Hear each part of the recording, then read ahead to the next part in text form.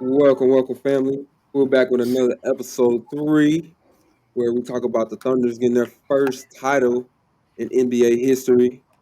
KD getting traded to the Rockets, and we also want to talk about the boy Travis Hunter and as far as his impact and what he could do for the Jacksonville Jaguars. But first off, I want to start off introducing myself. My name is Tim. I am one of the hosts for Primetime AI. You could definitely follow us on our social media, which is Instagram, YouTube, and TikTok. And we also have Kick, which is Primetime AI 5. Most likely, you want to follow us on TikTok because that's where most of our content goes to. I mean, if you want to engage with other people that's in the community that's on there, you'll have a good time debating, get to know one another. But shout out to everybody that's tuning in. I want to introduce my co-host. To the right of me, I got my boy King Jr., two-time military rec league men's Whoa, whoa, whoa, basketball whoa, whoa, champ. whoa! It's not rec league, brother. It's varsity. Oh, my bad. Varsity, my bad. You know You what? know what My I'm bad, my saying? You know bad, what I'm my bad. saying? Trying to hype you up though. You ain't helping it. You ain't helping it. And then at the bottom, I got my boy Free at 3 times Come on here live. I world already knew you was gonna lie. flag football champion. Don't let him lie to you. I seen the rings in his house. He has three of them. Three of them. Camera over here, three of them. Appreciate y'all for tuning in. Uh, all right, so first topic, we're going to talk about the Thunders. Actually, them winning their first title in NBA history, actually for the franchise. For people didn't know, they actually started out. We want to, okay, we'll give them a little something. We cheer it up for them. They actually started out in 1967 when they formed. They actually started out as the Seattle Supersonics. The franchise been around for 50 years so far, 50, 57, I want to say. So for them to win it in a short time, that's really amazing. I mean, you got to think about it. I mean, they did go in the finals with 2011 with KD, Russ, and Harden, even though they couldn't get it done. Uh, Still a amazing feat to do. Um, so Basically, I know that they beat the Pacers last night, 4-3 series. I enjoyed the series. I said that the Thunder was going to get it done in 6, but I mean, I'm kind of glad that it went to 7 because the Pacers actually put up a run for their money. Um, every game so far, y'all go back and look at the footage, everybody. I've been calling it to the T. So You messed you up what? know, don't act like I haven't. You messed You up said game six. what? You said they weren't gonna win another one. You said the I Pacers did. I said that the Thunder was going to win Game 6. It didn't happen. Okay, but I've been calling it so far from Game 1 all the way to Game 6, and I got it wrong. But other than that, in between, I got everything right. Just telling y'all how I felt and what I seen by watching the game last night. Just to give you some more information, Shea earned Finals MVP, capping a historic season. Not only that, with his final MVP, he got MVP this year and had the scoring title. That's the first since Shaq in 2000. So he was also voted to the All Star, made first team All NBA, right? If I'm not mistaken. So that's Yeah, really the first time since Shaq since 2000. So what? I said he the MVP. I hope he'd be first on team. Yeah. But I'm just saying though, just to show that He ain't make the Olympic team. No, I was playing. He's in play Canada. Canada. I'm joking. Okay, It's a my joke. bad, It's a my bad. joke. Hey, So but my first he's question. the first one to win all of that in the Western Conference MVP, Finals Yeah. MVP. True. He is the first. You're right. You're right. Name it to his So history I right there. think my first question, I'm gonna let Free answer this. Is this the start of a dynasty, or will contender fatigue come fast in OKC? I don't know, brother. I think it could be the start. It's looking up, brother. Them boys is young and full of life. Now, I just want to say this too, because you remember I posted on TikTok and I said this was the start of a dynasty. They You had to win. said they got to do what? They They had to got win. to win one, right? They won one. I, Okay, so they won I one. think they can keep it going. The East is looking real shakish. So if they can just win the West, they can win out. Okay, all right. What you think, Junior? I don't know what you mean, but you fucking it up. Nah. Honestly, I don't know, man. I don't think time will tell. I mean, they definitely have a great start. They have a young cast. the ownership and the coaching have put their team in a position. I mean, you see it by this season. They put their team in a position to compete and actually go out and win. Now it's just a matter of just continuing that blueprint. Just keep riding it. I mean, honestly, in the next couple of years, they could probably win a couple more. But from what I see, I think they'll establish themselves as a dynasty for the next couple of years. And I think they got 2 first-round picks this year, boy. Yeah. So what do you think they're gonna do with it? Do you think they're gonna flip it, or you think they're gonna use it in the draft? They finna go get Giannis. I'm not gonna lie. They finna go get Giannis. That's I think not you're fair. gonna say, That man. would not be fair, brother. They finna go get Giannis. No, I don't. I think they keep one and trade one. I see that's I think Giannis gonna stay in Milwaukee, so it will be unfair, but I think he's too loyal to the Bucks to want to leave. Yeah, I don't think he's gonna leave, man. Whoever I signed wouldn't his say- brother gonna get Giannis. I don't think he's gonna Wow. leave. That's just me, in my opinion. But I do think this is a start of a dynasty, though, for the Thunders. Everybody on the team is young except Alex Caruso, which is what, like 30, maybe 31, if Mhm. that. Isaiah Heinstart, I think he's up in his early 20s too. His Yeah, late 20s, I mean. But I 27. mean, they still got a young core. Like they bench is still young. They started Mhm. 5 is hella young, except Mhm. for like I said, Isaiah Heinstart. But he still got some good years left in him. I mean, he played his role really well, embedded on himself because he signed like a 2-year, $16 million deal with the Knicks, and then went to free agency and signed up one of his biggest contracts with the Thunders. And I want to say it was like what, a 3-year, 80 something. I want to say million, maybe Maybe 60, but I think it might be 87. I want to say 87 million. So he betted on himself. He got it. He got the job done. Shout Yeah. outs to him. Like I Right. said, I think it's start of a dynasty. If they can keep this core going and if they could stay healthy, I think they could do something. Because Lou Dort, he got paid, right? I want to say Lou Dort got paid. I think Uh, this core has gotten paid. I want to but say. Chat ain't got paid. He's still on his rookie deal. J Yeah. Dub is next in line for his extension. Nah, So J-Dub got an extension. did he? I think so. Okay. Well, if he I did, think. Yeah. I thought, think they gave J-Dub an extension. I okay. think so. I thought that he was up next for the extension already, stuff like that. So, but like I said, I think it's gonna be something great, something new. I think a lot of team we was talking about in episode 2. I think they're gonna go that way. What you was talking about, Jamar, as far as being fresh and young and actually building around a young core. Yeah. If they actually have the right pieces to do it, I feel like the Thunders gave the blueprint for it. As you can see, the Pacers, they're a young team. I feel like they could be able to capitalize once Tyrese, even though he got a long time, he won't play next year. But when he does come back, I mean, he'll still be young in his prime. So, Yeah. uh, For sure. For sure. you know, I think a lot of teams are going to do that. Like with the Magics, I mean, they're in their right timeline when they traded for Desmond Bain, which we'll talk about in a little bit because I want to get your opinion on that. Um, so I think a lot of teams are going to do that, and I feel like you need a balance though. Like you can have the young guns, the young core, but I also feel like you need the veterans too to teach the young guys also.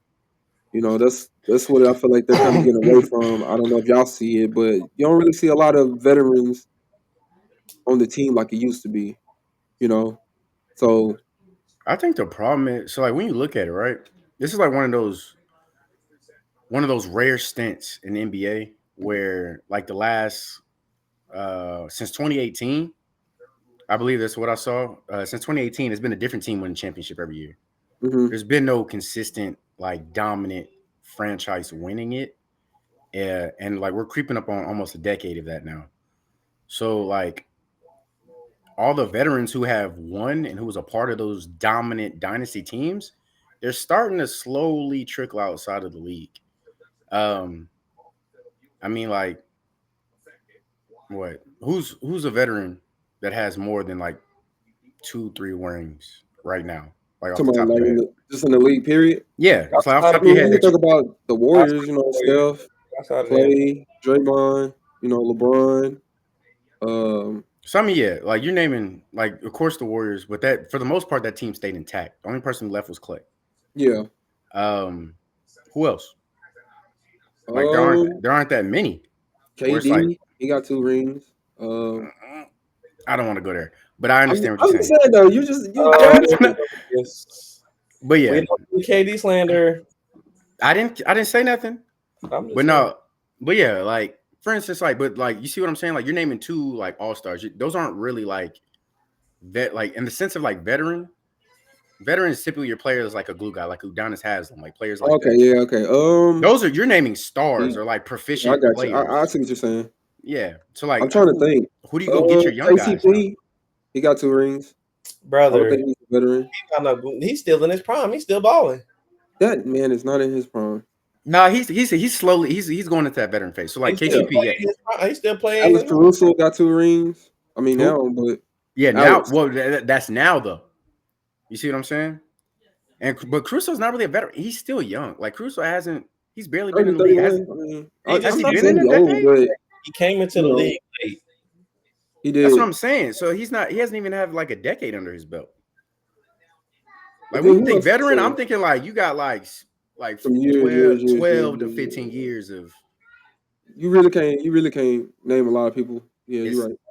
If we go and search, I'm sure we'll find like a couple here and there. But like it's just right now it's at that weird spot. Like where there aren't too many veterans who've been a part of consistently dominant championship teams. No, you're right. I agree with you. Yeah. My bad. I was trying to find something real quick. I'm really thinking about that. Yeah, it's tough, bro. I was trying, bro.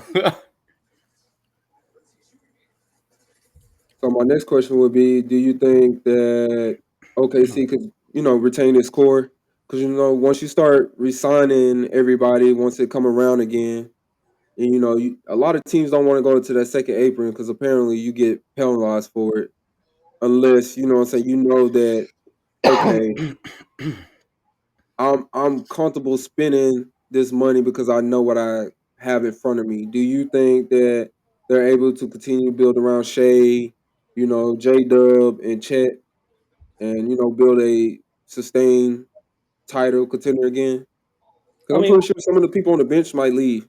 You know what I'm saying? If their contract up, what more you gotta build though? You They said want. what? I said, what more do they got? What more? What more do they have to build? No, I'm They just asking. SGA games. They almost ran through everybody in the West. I mean, what really more do you ain't no team gonna keep all of they, Yeah, I get that. as long as you let the guys that are replaceable go. I mean, ain't too much. You keep your core, you should straight. And they'll go into the second apron. The second apron, they just won a championship. So of course they're gonna want to keep they at least starting 5 together. But dudes like Wiggins, I mean, cool. Yeah, he came out, he had a good game too, but I mean, you got plenty of people who can come out and shoot the 3. You don't want to lose like Caruso or Jason Wallace. You don't want to lose them, so you'll keep them over keeping Wiggins. You keep them over keeping Isaiah Joe. So I mean, but they'll go into the second apron, of course. I'm sure they're fine with it. What you think, Jamar? Honestly, I think the next 2 years, because I think they have most of their players at least for like the next year or two. I think the next 2 years will determine whether or not they're willing to like push that button. It's like, all right, let's push this cap a little further. Let's go ahead and go into the second apron to reach and get a little bit more help or a little bit more depth. Like you said, they already got a really solid core. They're starting 5. All of them know their position. All of them play their role, and they mesh really well together. I mean, you already know Shea's gonna get the high dollar. It is what it is. Jay Williams seems like Mike is stupid. The only thing I will say for them to continuously dominate and progress, Chet's numbers and his impact is going to have to be higher. It's going to have to increase as the years go by. We saw times in the finals, like he's 7'3". missing wide open 2-hand alley-oop catches, dunks. He's 7'3", and it's like he's barely hitting 10 rebounds a game. Like, he's gonna have to be a little bit more dominant in the areas where they're gonna need his help in. He got to be stronger. That's what I'm saying. He's gonna have to get a little bit hungrier down there. Other than that, because scoring wise, they're gonna be consistent. Can they shoot the 3 ball? Sometimes they're hot. They don't really lean on it anyway. Most of the time they get to the cup. Jalen Williams got a smooth mid-range game. Shea got a smooth mid-range game. They're really good at getting backdoor to the rim. So they're gonna have consistent points, but it's gonna really be that fight factor of like when we need it, Chet, can you go down there and like get a little physical and get hungry? If he can do that and become a more dominant inside threat, they're gonna be dominant. And they might not even need to push it into the apron. Because I mean, they got Alex Caruso. Think of it. They got Alex Caruso. They got Case and Wild. That's a solid 7. Because they're probably gonna try to keep their starting 5. Jalen try to keep this 247. He can sign a 247 extension. Chet can get it too. Chet can get some. I think 200. Them they gonna have to bring out that what's called now. You think those 2 players are gonna get him for that? No, I'm telling you. I just looked it up. I'm saying that you think that's what they're gonna be like. Hey, I want this contract right here. You think they're always going? What nigga just gonna be like? You know what? I can get 247, but I can. That's the difference, though. Championship mindset, bro. That's the difference. That is true, championship mindset. But like I said, I mean, look, they already won their first ring. They don't. In the final, they already accomplished it. I feel like everybody's mindset is different when it comes to winning. Some people are comfortable when they get that first ring. They be like, I'm cool. They want to chase the money. I feel like, me personally, that's what I feel like what KD did. When he won his 2 rings, he's like, I'm cool. I got what I wanted. You know what I'm saying? You really think that? I think so because, look, ain't no way. They cut to go to Golden State. But listen, though. After he left Golden State, and let's talk about now, right? He's looking for an extension. What is he looking for in his extension? $50 million or plus. If it was about actually winning a ring, which, God, I really want to talk about it. We on the Thunders right now, but I'm going to say it. Bro, you're not going to win a championship with the damn Houston Rockets right now, bro. They don't have the team to win it right now, bro. Why don't they? They do not. They're still missing some pieces. First of all, what are they missing? Thompson, he doesn't. He's good. He's an elite defender, but he does not have an offensive bag. And you can tell me otherwise. He's a good slasher, a good person that gets to the rim. He don't need he needs that offensive bag. He got the handles. His jumper. A superior version of Zion Williams. That's what Zion do. He get a jumper this offseason. It's over with. I gotta see it first. But what I see so far, he doesn't have a jumper. All his buckets has been inside the paint. They're not a championship team. They're not. List off their starting 5. We'll start. Say it. Hold on. The Rockets is the next topic, dog. Let's go ahead and finish with the Thunder. It is. It is. So I want to weigh in, but I don't want this to be a 2-hour session. So let's go ahead and get this first one knocked out. All right. So with that being said, as far as the Pacers, what's the next move for the Pacers? Now, this is what I want to talk to y'all about when I was telling y'all before we got on this live. As far as what AI suggested, and I kind of agree with it. But what do you? I'm gonna start with J Murray. What do you think is the next move for the Pacers right now? Honestly, it's time to part ways with Miles Turner. Oh, my heart. But my Shayla. They saw, like, even when God forbid, like, prayers out to that man. I never want anybody to get hurt. But even when Tyrese Halliburton went down, like, they had some young guys who came in and tried to fight. Was trying to get buckets. Benedict McThurman was trying to get buckets. Obi Toppin tried to step up. Like, them guys was hungry. Miles Turner, I don't think he had a double-digit rebounding game the entire series, and he's playing 35. He's averaging like 32-plus minutes. That's crazy to me. There is no way you are my biggest dude, and you are not impacting these rebounds. There's no way. Siakam, not expecting him to go out and give me 12 rebounds, but he's out here trying to be the primary scorer. It is what it is. But there's no way because Miles Turner, what? Did he have he was average. I'm sorry. I would look it up, but my hands are full with these goldfish. Miles Turner was not averaging double-digit points, so you're not giving me that. So He's not averaging more than 2-3 blocks, so you're not really giving me defense. you want to read that to you real quick? Go ahead, give me his averages. Yeah, give me his stats. All right, so game 1 he had 15-9. Game 2 he had 16-4. Game 3 he had 9-2. Game 4 he had 9-2. Game 3. Continue. Game 4 he had 12-2. Game 5 he had 13-6. In game 6 he had 3-4. And then the game 7 he had 6-4.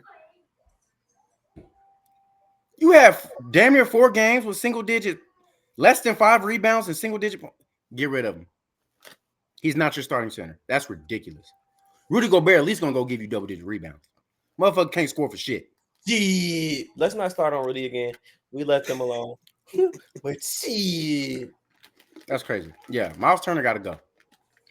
That's first off. Second off, when Halliburton comes back and he's healthy, they have some good young guards who can score off ball, like Nembhard and them other guys.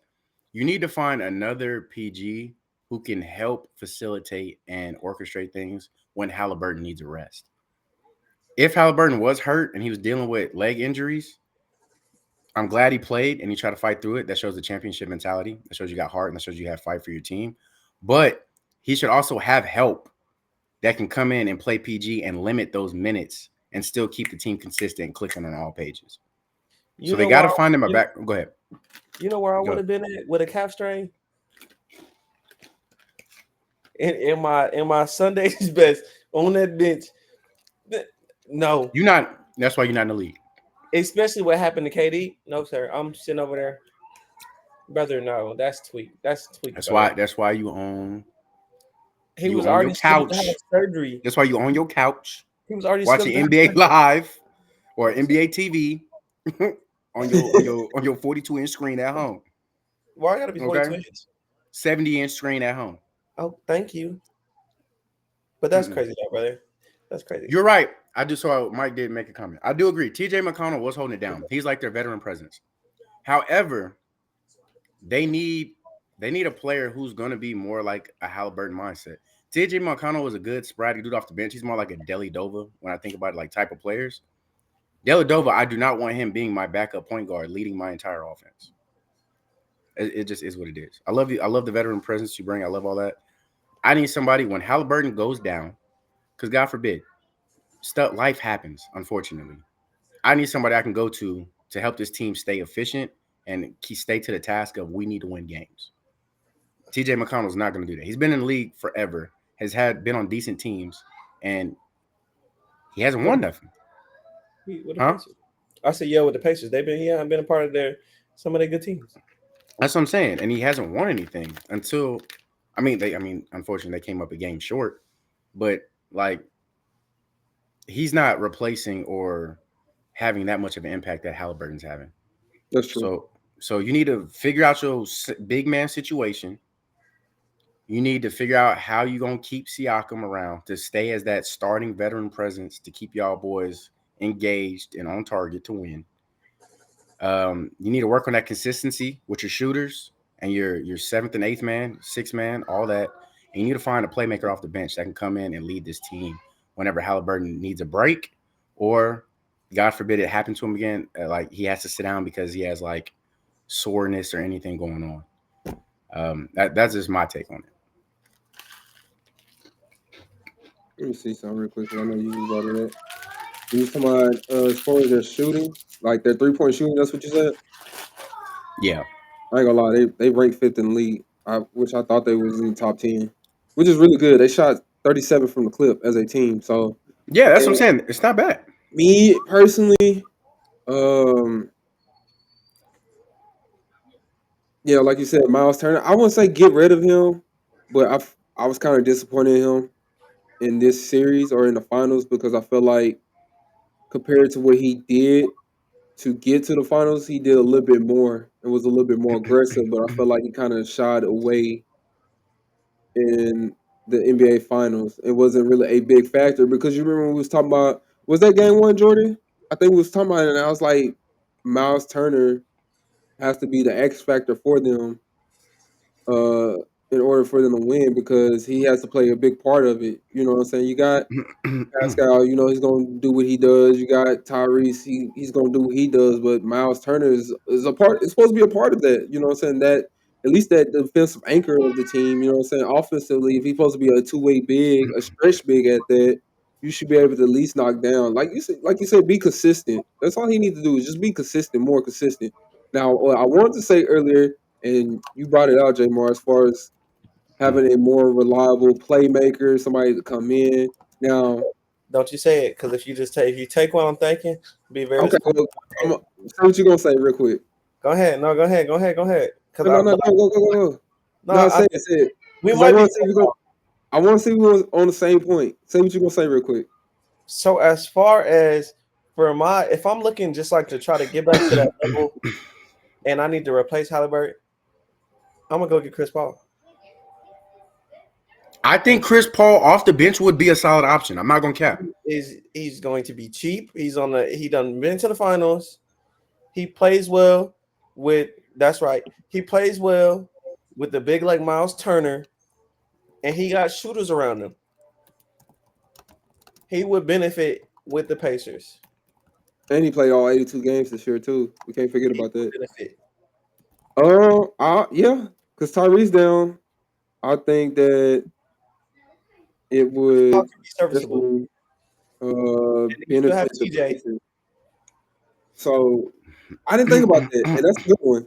That is a good one. And the biggest thing is, and what we saw in Game 7, and what we saw last year when Tyrese got hurt in the playoffs, Nembhard cannot be 94 feet on defense and then go and be your ball dominant guard. Trying to get a bucket. Yeah. It hurts his game, especially on the offensive side. So you go get him Chris Paul, who is good with pace. Mm-hmm. He's a vet. He's going to be cheap. You can sign him to a 1-year deal till Tyrese come back. And he has played 82 last year, so he's still serviceable. That's the first time he's played 82 in a minute, too. And I don't see it being a lose situation for either side. If it don't work, it just don't work. But if it actually works out, you still competing at a high level because he still played make in San Antonio. Mm-hmm. He had the best numbers. He didn't have eye-popping numbers, but they were serviceable numbers. But this is the thing, though. I saw, too, that was reported that he either want to go to Dallas or he want to go to a West Coast team. But that can be an option. You never know. It might change, though, because he said he do want to play as much as he can. So I think the Pacers will definitely be a good fit, especially if you want to start. Like, if they go sign him, he will be starting next year over TJ at the most. And we've seen that. Yeah, and we've seen that, like you said, with the big, especially with the big man, he has developed a lot of big mans and made them better. We've seen that a lot where he go, damn, I actually like that one. I'm not even gonna lie to you. That's a good one. Said he leaving. Nah, so to what Mike said, I think I heard that he is leaving San Antonio. San Antonio is looking to get another guard. They're gonna get what's his name? What's his name? Yeah, because they're not trying to have De'Aaron Fox play the 2. They want De'Aaron Fox to play the 1. That's why they got Castle at the 2, right? Yeah. And then they go draft Dylan. Is that his name? Harper. Dylan Harper. The thing about getting Dylan Harper, another strong forward. I think they should trade back because I don't know. It depends on how long they're trying to keep Fox because that's a crowded guard room. That is gonna be a crowded guard room. Is it how tall is Dylan Harper? He's like 6'6", ain't he? I think he's like 6'4", 6'5". I mean, bro, there's some good. You got Ace Bailey. You got some. Ace Bailey has not taken any workouts from any teams. He's been denying them all because they say he wants to go somewhere he can be the guy. So he's trying to fall to like Washington or something. Or the Nets. Yeah. So I've heard 2 different reports. I heard he was denying stuff because he was like, I already know I'm going to be a top pick or whatever. And then I also heard reports that he's doing that because he's trying to tank. Not gonna lie to you, I think if he got put in like that San Antonio position, because he can still be the guy. Like Wemby's the franchise lead or whatever. Right now, Wemby's the only one averaging 20-something points. I mean, De'Aaron Fox don't He's count trying because he to came be after like the face of it. The face. Hold on, Mike. When we get to when we start talking about the KD trade, we'll talk about Chris to the Rockets. I don't like that though. I think they go big. I think that we'll talk about it. But yeah, so So I don't know. damn, But there's a lot that the Spurs have options. Yeah, they do. They really do. But for the Pacers, but they got 2 you picks. got me beat on that They got one. 2 first rounders too. You got me beat on that one. I don't think the one I'm about to say is gonna be. I'm gonna hear this. What you got? Yeah, I thought that's the route you was going. I was gonna be mad if you beat me to So it. I do the content, whatever like that. I use AI to create the content and stuff like that, just to get ideas sparked or whatever like that. So look, it suggested that they want to bring in a veteran guard, like you was talking about, Jay Moore, that could be a reliable scorer, that could do do some playmaking. And the person that they said was Bradley Beal, and I agree with that. Look, now hear me out. Only reason why I say that because listen though, you gotta think about it. Who else besides Pascal is gonna score? They top 5. But what is he gonna give you though? No, I'm not gonna hold on. I'm not gonna lie to you. When it comes to the Pacers team, what they are really effective at is that anybody from the 1 to the 8 position can give you 20. That's why they're so good, because you don't know what you can't stop an 8-man roster. That's why they were able to make it so far. You look at game 1, they got Pascal and somebody else going off. Game 2, out of nowhere, Obi Toppin come back and he's scoring, and they got somebody else. Like, they're able to have guys like, if they're all hot, you're cooked because you're not stopping an 8-man team. But I feel like Bradley, I don't see Bradley Beal passing. He gonna dribble 18 seconds.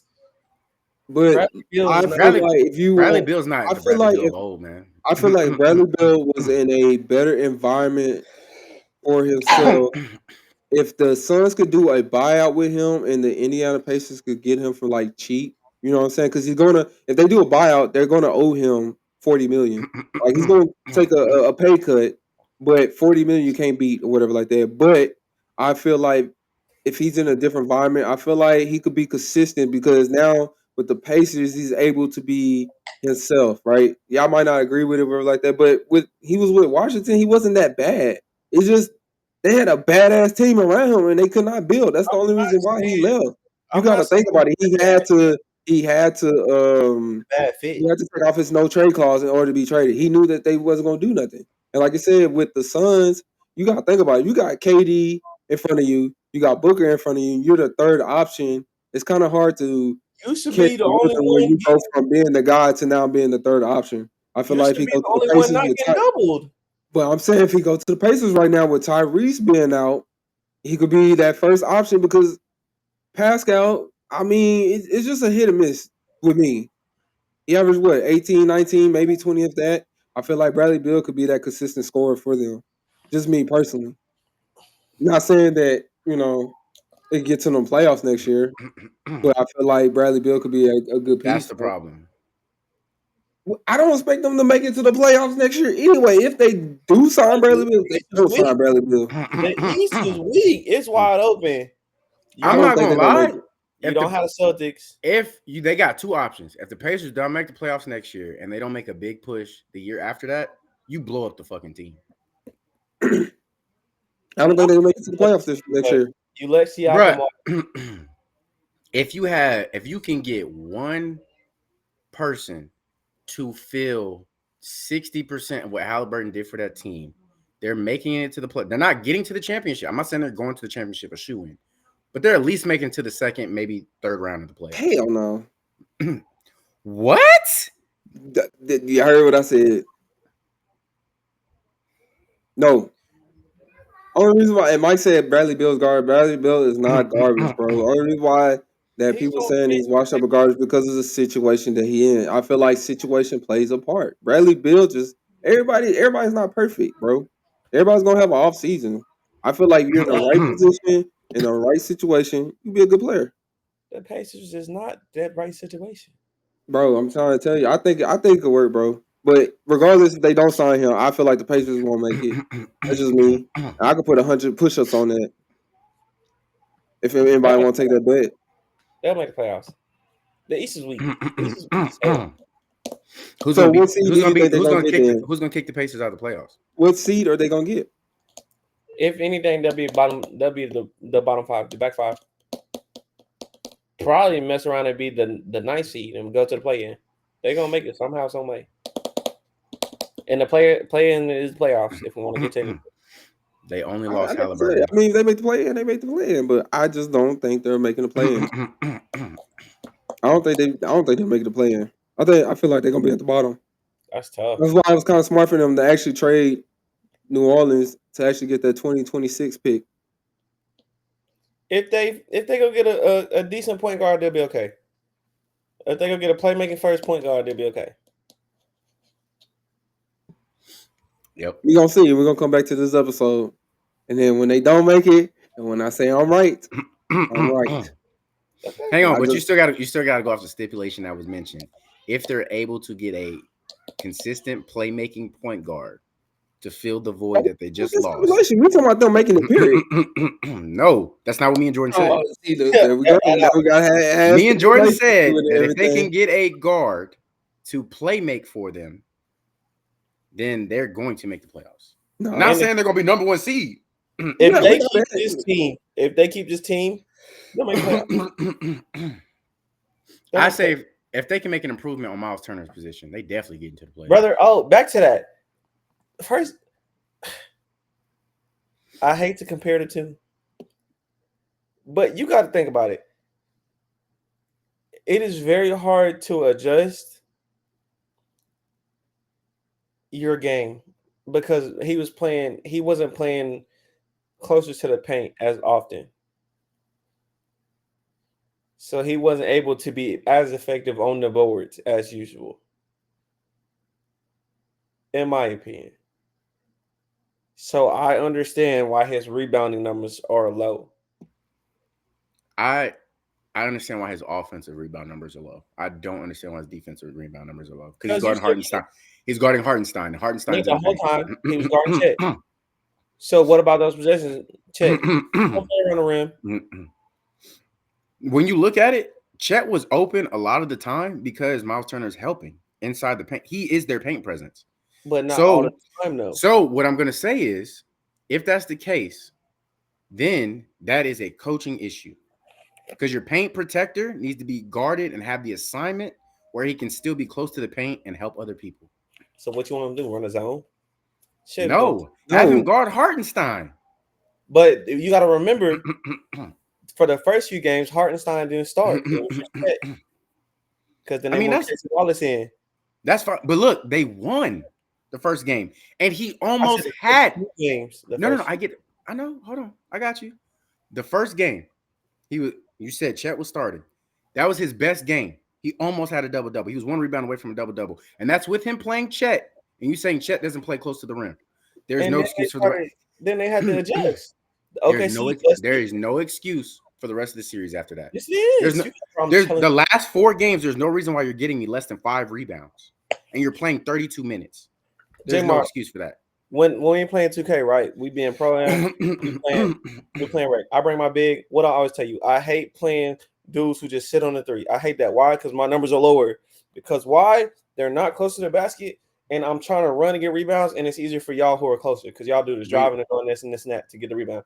So Miles Turner. First off, 2K is a bad example. It's a video game. No, it's not a bad example. It's the same thing. It's still spacing. But you still get your double-double. That's what I'm saying. It's a bad example. Yes, you do. Not all the time. You've never. I don't. We can go look at the stats. I promise you haven't gotten less than 12 rebounds, no matter what game we've played. The games where you play inside big, you have upwards of 16. Yes. We're not gonna do that, bro. My numbers. He couldn't get 5, Jordan. 5. It's either that or I'm giving up 30 because he's just shooting open jumpers. All right, not 30, but I'm just saying, brother. 5 boards. Floor space. Side note, real quick, my bad. Mike, yeah, I saw your comment when you said that he had an off career in Washington. Now, to me, I don't know, I could be wrong, but his last year at Washington, he averaged 23 points, 5 assists, 4 rebounds. He shot 37% from the 3, and he shot 50% from the field. I don't think that's an off career. Is that $40 million worth? $40 million worth. If you're the only guy that's been there after John Wall left, Paul Pierce, that whole court when they blew. I mean, that was the only guy. Why not pay him the money? Russell, that's not answering my question. Ooh, and he had Russell Westbrook, and they had some good years. But I'm glad you brought that up. They had some. I liked it when Russell was there with Bradley Beal. It made even Bradley Beal level up his game too. No, he just needs a player like that. He needs somebody like that. I ain't gonna say. Yeah, that's what I'm saying. But I'm just saying for you to be that efficient though, you can't say that he had an off career when he's still efficient. I mean, he's almost part of the 50, 40, 90 club. I mean, that's what people like to talk about, right? I mean, KD's part of it. I mean, Steve Nash is part of it. I want to say Larry Bird too, but I'm just saying you can't just say that he sucked. I just feel like it's a situation that he was in Phoenix, being the third option. You can't go from being number one, then now you're the third option. Third option is crazy, Mike. I think it would have been. He wasn't the third option in Phoenix? I think it would have been. No, not you, Tim. I said Mike. Oh. I think it would have been pretty cool being the third option next to KD and Devin Booker. So I'm not going to lie. In Jordan's defense, which I don't do very often, I will say, no, Jordan has a point, bro. You're the third option, which means Booker's getting double. The whole team is looking at KD. He should average 26. Yes. There's no excuse. You're not going to be ball dominant. These dudes are getting doubled. Why aren't you getting to a bucket? He talks about it in all his camps with his underage team, his underage athletes or whatever. He's like, yeah, when you get to the league, you're going to have to guard me. And can't nobody guard me on this team. They could barely guard me in the NBA. They guarded you, buddy. But you got to understand, though, if you go from taking 19 to 22 shots a night from going from 12 to 14, I mean, that's a big But look at hold on. It is, but he's not making wait. 19 to 20 shots because you're getting doubled and tripled because you are the number one scoring option versus 10 shots. And it's either one-on-one and you're probably open. There's no excuse for his level of play. Not for that contract you getting, buddy. And you talk about this, you praise this all the time. Klay Thompson's shots went way down when KD got there. And he still was giving you 40 on 9 dribbles. But that's the thing, though. We can't compare that because I feel like just watching that's the level of productivity. Just in my opinion, I feel like watching the Golden State Warriors, it was very unselfish, bro. He was never available. He was never who scored. I just feel like Phoenix, it was just one-on-one, bro. Like he was never available. He was always hurt. He was not there. Because what you say earlier, Devin Booker, he definitely needs to slot back to the suit. You know what I'm saying? Like you were saying earlier, like his production as a point guard, it just don't fit Devin Booker at all. He doesn't help the team. It doesn't help the team. Some motherfucker come down and be like we was talking about Jordan, like you was talking about Jalen Brunson. Man, dribbles out 18 seconds of the shot clock before he started. Devin Booker's 6'6". Okay, at least he can see over his defender. Facts. This is Jalen Brunson the whole time. And the thing is, it's not PG's guarding Jalen Brunson. He getting guarded by the small forward. Yeah, them boys be 6'8", 6'9". Yeah. And Buddy's getting 40 on him. So he's putting in work. All right. The pocket rocket is going to work. He got to work for that 40. Yeah, I don't know, man. I just don't agree with it, man. Like I said, his post game for a little 5'10", 5'11" guard go crazy. But Jet did that though. First option, you go in the third. I mean, you got to be. Y'all would think that Bradley Beal, oh yeah, this and that, but I mean, I don't know. All stuff factor into it and stuff like that. We can say this, say that, or whatever like that. That's like shit. When I think about it too, it's like when the Lakers had Dwight Howard and Kobe Bryant. I was so disappointed. Dwight Howard, you're the second option, but you're averaging 20 and 11, 12 rebounds. You said when the Lakers had Dwight? The Lakers when Kobe, yeah. It wasn't a good fit though. 2012. First off, I want you to name a dominant center. Shaq. Besides Shaq. Andrew Bynum. He was not dominant. No, he was not dominant. Tell me a dominant center in his prime, not a dominant center. What do you mean? Paul Gasol was a solid role player.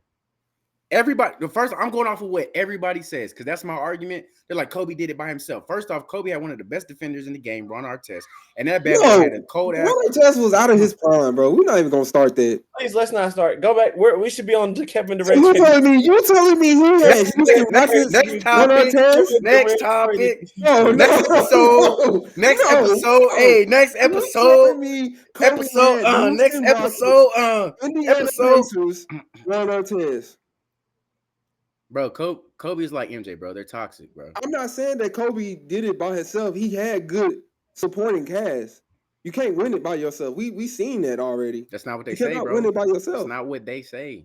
It's not about what we say. I don't care what they say. It's not about what we say. We don't matter yet. Us three. We'll get there one day, but our opinions don't matter right now. Because guess what? Paul Gasol, he played an excellent role. Andrew Bynum, he played his role. Derek Fisher, you talking about getting technical fouls? He played his role.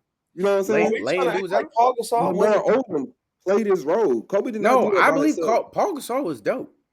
He was dominant. Yeah, when he played against the Celtics in 2008 compared to when they played in 10, you could tell the big difference in Paul Gasol. Yes, like they said, Kobe toughened him up, and Paul Gasol had a hell of a series against Boston.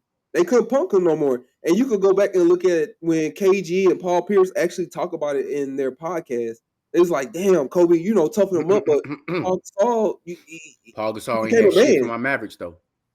Hey man, hey now. Ain't nobody have nothing on them that year. Forget them niggas. I ain't gonna lie, them niggas was shooting the laces off that ball, boy. I might have my play. Boom. Thought he saw a ghost.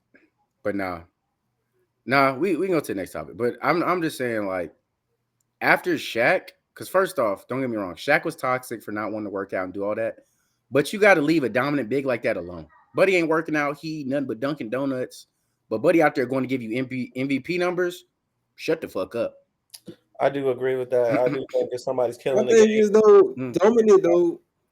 So my thing is, Kobe was trying to tell the championship MVP what the fuck. Shut the fuck up. Oh damn, my language. I'm so sorry. That was hostile. Kobe, I need you to relax, good sir. I need you to let Shaq do Shaq things. So because Kobe getting 30. But as far as dominant big man, J Moore, to agree with you, like, well, just I ain't gonna say agree, but just to say, I feel like Dwight Howard in his prime, he was a dominant big man. For sure. And then Kobe after that, I don't really see any other big man after that was very dominant. Can we say AD? Kobe have it? Kobe didn't have AD. No, I'm just saying, like, as far as dominant big mans, DeMarcus Cousins. Big man. I would say DeMarcus Cousins. We would say AD. We could kind of say AD. Jokic. Yo. AD was before he started getting hurt, and now he's built like glass. AD's a dominant big man. He's a dominant big man. He is. He don't want to play big man no more. He made that. That's why he got traded from the Lakers. He said, "I need a big man. I'm tired of playing big man." Giannis is a dominant big man. Who? Giannis. Yeah. Shit. Sengun is a dominant big man sometimes. Them boys go out there and give you 40 in the paint. Yep. I can't wait to get on. I can't wait to get on Houston because whoever said Houston not doing, who said that? I said that. Yeah, I'm on your ass this next time. All right, so we're gonna go on to the next topic, which we're talking about right now, which is the Houston Rockets. Steven we all Adams. know that Kevin Durant has been traded to Houston for Jalen Green and Dylan Brooks in the first round pick, right? 10th pick and 5 second round picks, right? Right. So and how? Wait, and what? 5 second round picks. Yeah, 5 second round. They got fleeced. Yes. Return. Yes. Oh, the Rockets are cooked. They got fleeced. The Rockets are cooked. So I'm gonna let Jordan answer this then. Start off with you. Does KD instantly make Houston a top West contender, or will age and fit be an issue? Okay, can we act like they weren't a 2 seed this year? Like they were 2 seed in the West, so obviously they already were doing, Which lost in the first round. Okay, they lost it because they didn't have somebody like KD. They had somebody like Jalen Green stringing up the place. I'm just saying, they hoop. I feel like they'll be further this year. I mean, next year than they were this year for sure. If they can stay healthy, they'll be up there. Come on now. Like, what are we really talking about? They have if they can gel together, they should be within the Final Four. Within the Final Four. They're a deep team. And now I feel like they have more consistent scoring. I mean, what more could you tell me why you don't think they up there? Jamar, I get to you. What you think, Jamar? Does it make them an instant contender or I pray no? the city of Houston crashes and burns Oh God. Damn, with the Rockets. What? that escalated fast. That was, to me, that was the dumbest trade. I knew you was gonna say that, and I know why. But I'm gonna let you continue. The dumbest of trades. First off, we just said it. You were a second seed team.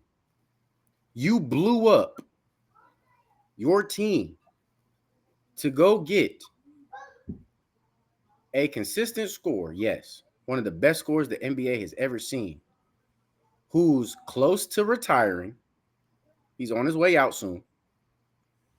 Barely can stay healthy. He's not giving you 82 games. And he has not led a championship run by himself. And you're putting him on a Rockets team with a lot of young talent. So now he's going to have to be the man. Can he do it? I'm not going to lie. I don't put it past KD. But now look at what you did to your future. You got KD for what? They got him for what? 2 years? 3 years? Yeah, 3. Yes, but they're working to sign an extension with him, so he has, I got to agree to it. So, but like I said, we've already seen KD is efficient, but we've seen he's slowly declining from what he was. He's still going to score, but his health and all that other stuff is still in question because he's not, like I said, he's not giving you 82 games. I don't think he's slowing down. I mean, he did average 27 this year, but I'm gonna let you continue. No, but I'm saying he is. But look at it. He hasn't averaged under 25 since his rookie year. I'm talking about that's the scoring piece. I'm talking about look at all his stats. Look at his health. Look at how many games he's playing. That's why you surround him around a group like the Rockets have to where he don't have to do everything. That's cool. He was with the Warriors and still got hurt. And he was surrounded by a team that was a championship contender team, and he still got hurt. Calf strain. Can I please? I'm just saying he was playing. Can I make my point, please, sir? I'm just playing through the calf strain. Injury prone dude, built like a twig. Best score. I get he's the best scorer. Do I see this as a great trade? No. You gave up way too much. You gave up a first-round pick. You gave up Jalen Green, who shows promise. Yes, he had a bad playoff stint, which I expect from a rookie. Not a rookie, but a young star. I expect that. That's his first time. He ain't been there before. He don't know what that looked like. Who's he going to depend on? Dylan Brooks? No. Fred VanVleet. That's cool. I'm not going to lie to you. Even then, Fred VanVleet is a scorer. Yeah. What is Jalen Green? A scorer. Yes. But when it comes to stuff like that, you need a player who's going to be a level-headed veteran who can finagle his way through that. Fred VanVleet, when times get hard, he going to put that motherfucker up. Great. Ain't nothing wrong with that. Fred VanVleet was successful because he had a Kawhi Leonard. He had somebody else who was championship minded and could do the little things. Fred VanVleet can't get, bro. He's a 5'6" guard. Hey, bro, listen. Bro, hold on. Wait, hold on. He's not a top tier PG. He's a good combo guard. He's a scorer. He's not a playmaker. He's not somebody who's going to hold the team down. When times get hard, he's shooting that pill. He's not locked down on defense. There's a whole lot to it that I don't blame Jalen Green. Jalen Green didn't have a mentor. He's young, but I get it. You trade Jalen Green. If I trade Jalen Green, I'm not giving you my number 10 pick. I'm not giving you 5 second-round picks. I'm not trading my entire future for KD. I can understand it on the money side on why they traded that first rounder from this year. Don't act like KD not about to go ask for a bag, brother. Yeah, I know, but they got ask for a bag. Jalen Green wouldn't get no bag like KD about to get a bag, bro. Jalen Green, his contract could be up to $38 million. Didn't Tim just said before this that KD's going to look for a $50 million extension? Yes, but then you take away Jalen Green contract and then you add in Dylan Brooks contract. Then you add in that first round pick, my nigga. That's KD right there. Then you got Fred VanVleet, and I think they said his player option or his team option is like worth 40-some million. Yeah, Fred was getting that money. They had to be able to get KD. They had to get rid of them niggas. So I understand the money. And I do think Jalen Green got paid a little too early in his career. You know that Jalen Green did like a short contract. You know how like LeBron James does, where he'll sign for like maybe 2 years and do like a player option kind of type thing, so that way he could, get more money on his next contract, but he'll gauge by the market and stuff like that. Yeah. So that's what Jalen Green did, in you know what I'm saying, on his end when he did his extension. But the thing is, the reason why they gave them that first round pick for the 10th pick is because it was originally the Suns' pick. So they basically gave the Suns their pick back. Well, there you go. Pretty much, basically, that's the reason why they included it. I mean, it's the Suns' pick to begin with. I still would have kept that motherfucker. That's just you me. Shouldn't have gave it. Yeah, if you wanted it, you shouldn't have gave it to me. Yeah, that's what I'm saying. I would have kept it. It's the 10th pick, but you know what I'm saying. Money wise, cool. Move Jalen Green. I'm not giving you my first round pick. That's what. But the thing is, on here, it was one or the other. But I understand from money wise because if I seen this crazy scenario, they said they get rid of Fred and they bring back James Harden, and I think that's crazy. James Harden these days. James Harden would destroy that team. I think it's crazy. I don't think KD hurts the team. I think the team hurt their future with the trade, and that's what I don't like. Especially that we've seen the way the trend of the NBA is going. But it's not going towards let's crash our team for a veteran. It's let's use what we got and build off what we got since we're already successful. But it's not real. They're trying to make Houston a win now team. That's what they're trying to do. Need to. That's the problem. They're almost there. I mean, you were the number 2 seed. You're almost there. You got the old Warriors. First off, let's not act like Curry don't go crazy. They're old. Curry was giving their team, bro. Curry got what 2 foul calls a game, brother. They're old. Buddy Brooks was punching him in the shooting hand, and Buddy's still giving him 50. Stop. Old. They're old. Curry won a ring on the Boston Celtics. A super. He did. Got him a ring. I don't put shit past the Warriors. The Warriors have proven if we can keep Curry healthy for this playoff run, he busting your butt. And it was like what, the 5th or 6th seed too when they won that year. They won that year. I'm pretty sure they had to do the play-in. They're old, brother. And Curry's still giving you 40. What does that tell you? What does that tell you? I'm not saying not. That age is nothing but a number. Thank you. LeBron's still giving you MVP numbers. Don't bring my goat into this. We're talking about Houston right now. He's giving excellent numbers. KD's still giving you 27 a game. Like, it's understandable. What are we talking about? I understand the trade.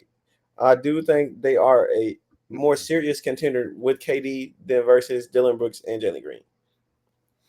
They still have a lot of young talent, and they have an elite vet, and they have an elite vet in the playoffs. So scenario, God forbid, scenario. One thing he gonna do is turn up in the playoffs. God forbid. Just a scenario. I'll knock on wood. I do not want this to happen. KD gets injured. What do you have what's Ease is something like that, Torrey Ease or something like that, a dog. He's not giving you a Jalen Green numbers. He will if he's giving them. Not consistently. No, he's not. You still got Sagoon. You still got Jabari Walker.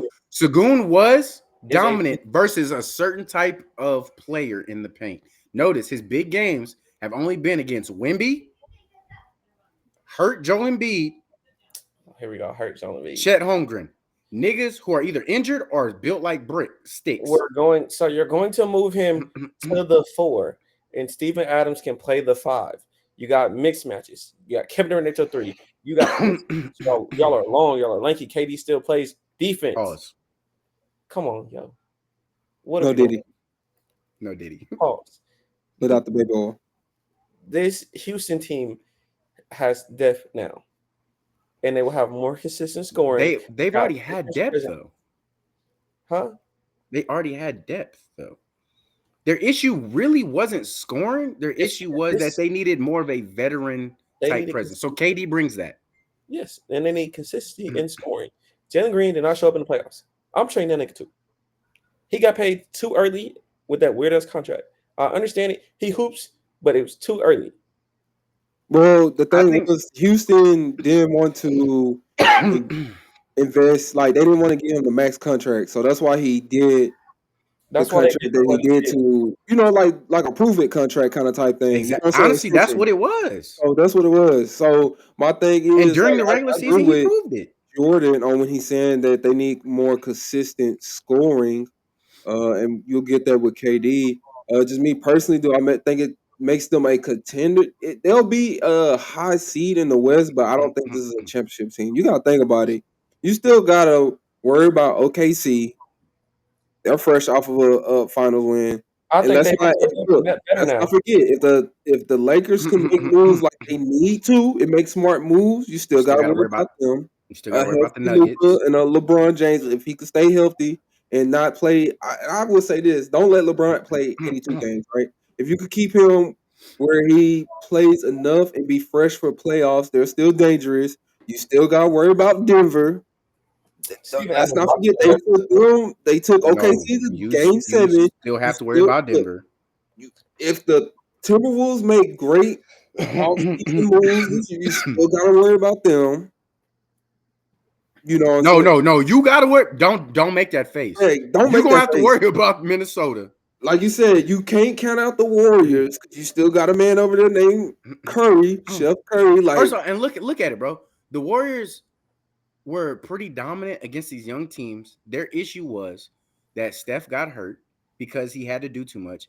And what's Jimmy Buckets? Really? Jimmy Buckets was hurt. He wasn't a healthy Jimmy Buckets. And they found out, hey, Kuminga can go and get us 20. Hey, we can depend on some of our other players. Now, if they draft right, bro, the West is still competitive. Go ahead, brother. So I got a question. I get what y'all are saying. So the Houston team from this past year, on paper, y'all are saying, I might be wrong, is as scary as this team that they've built so far on paper. They're what? The team, if you comparing these two Houston teams, this one with KD, this one this past season. So we're saying they both are equal as far as a contender in the West. They're offense. So look at it. Why did the Houston Rockets? Honestly, why did all the young teams dominate this year? Because all the old teams was hurt. Not really.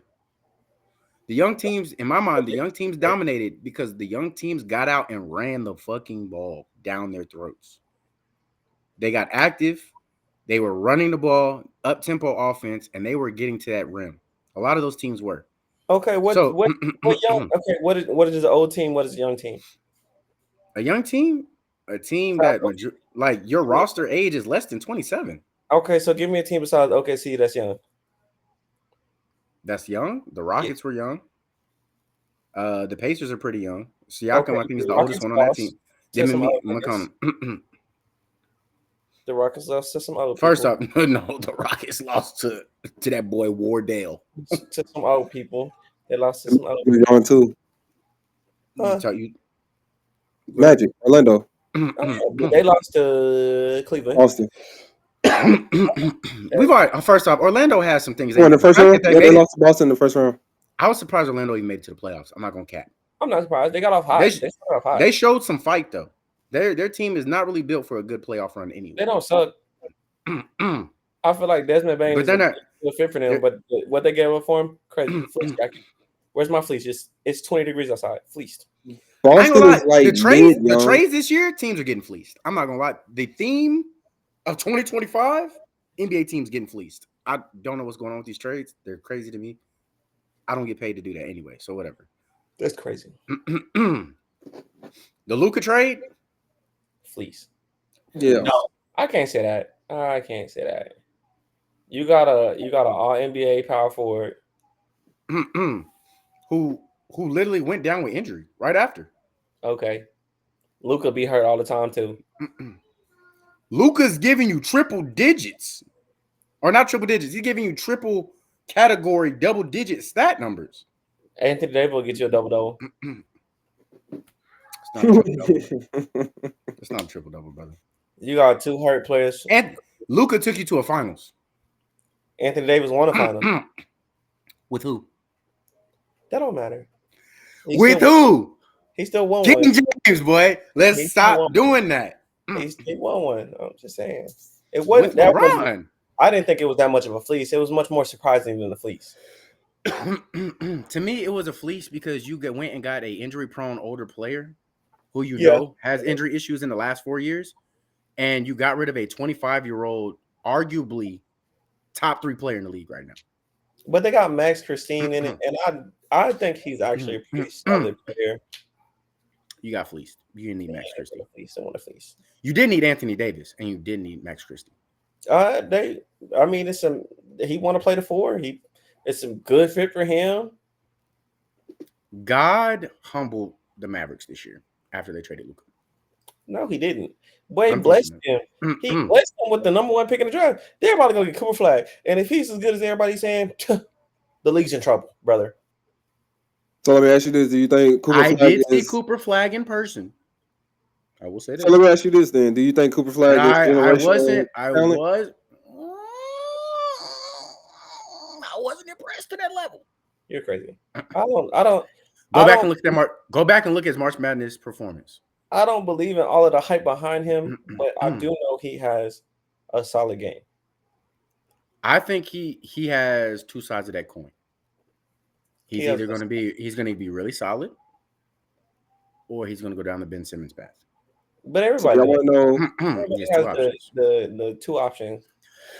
Personally, I'm leaning more towards the Ben Simmons path just because I saw him in person at that March Madness. Ben Simmons was really good. I'm just and then slowly fell off. So I'm gonna say this: my NBA comp for Cooper Flag is just he's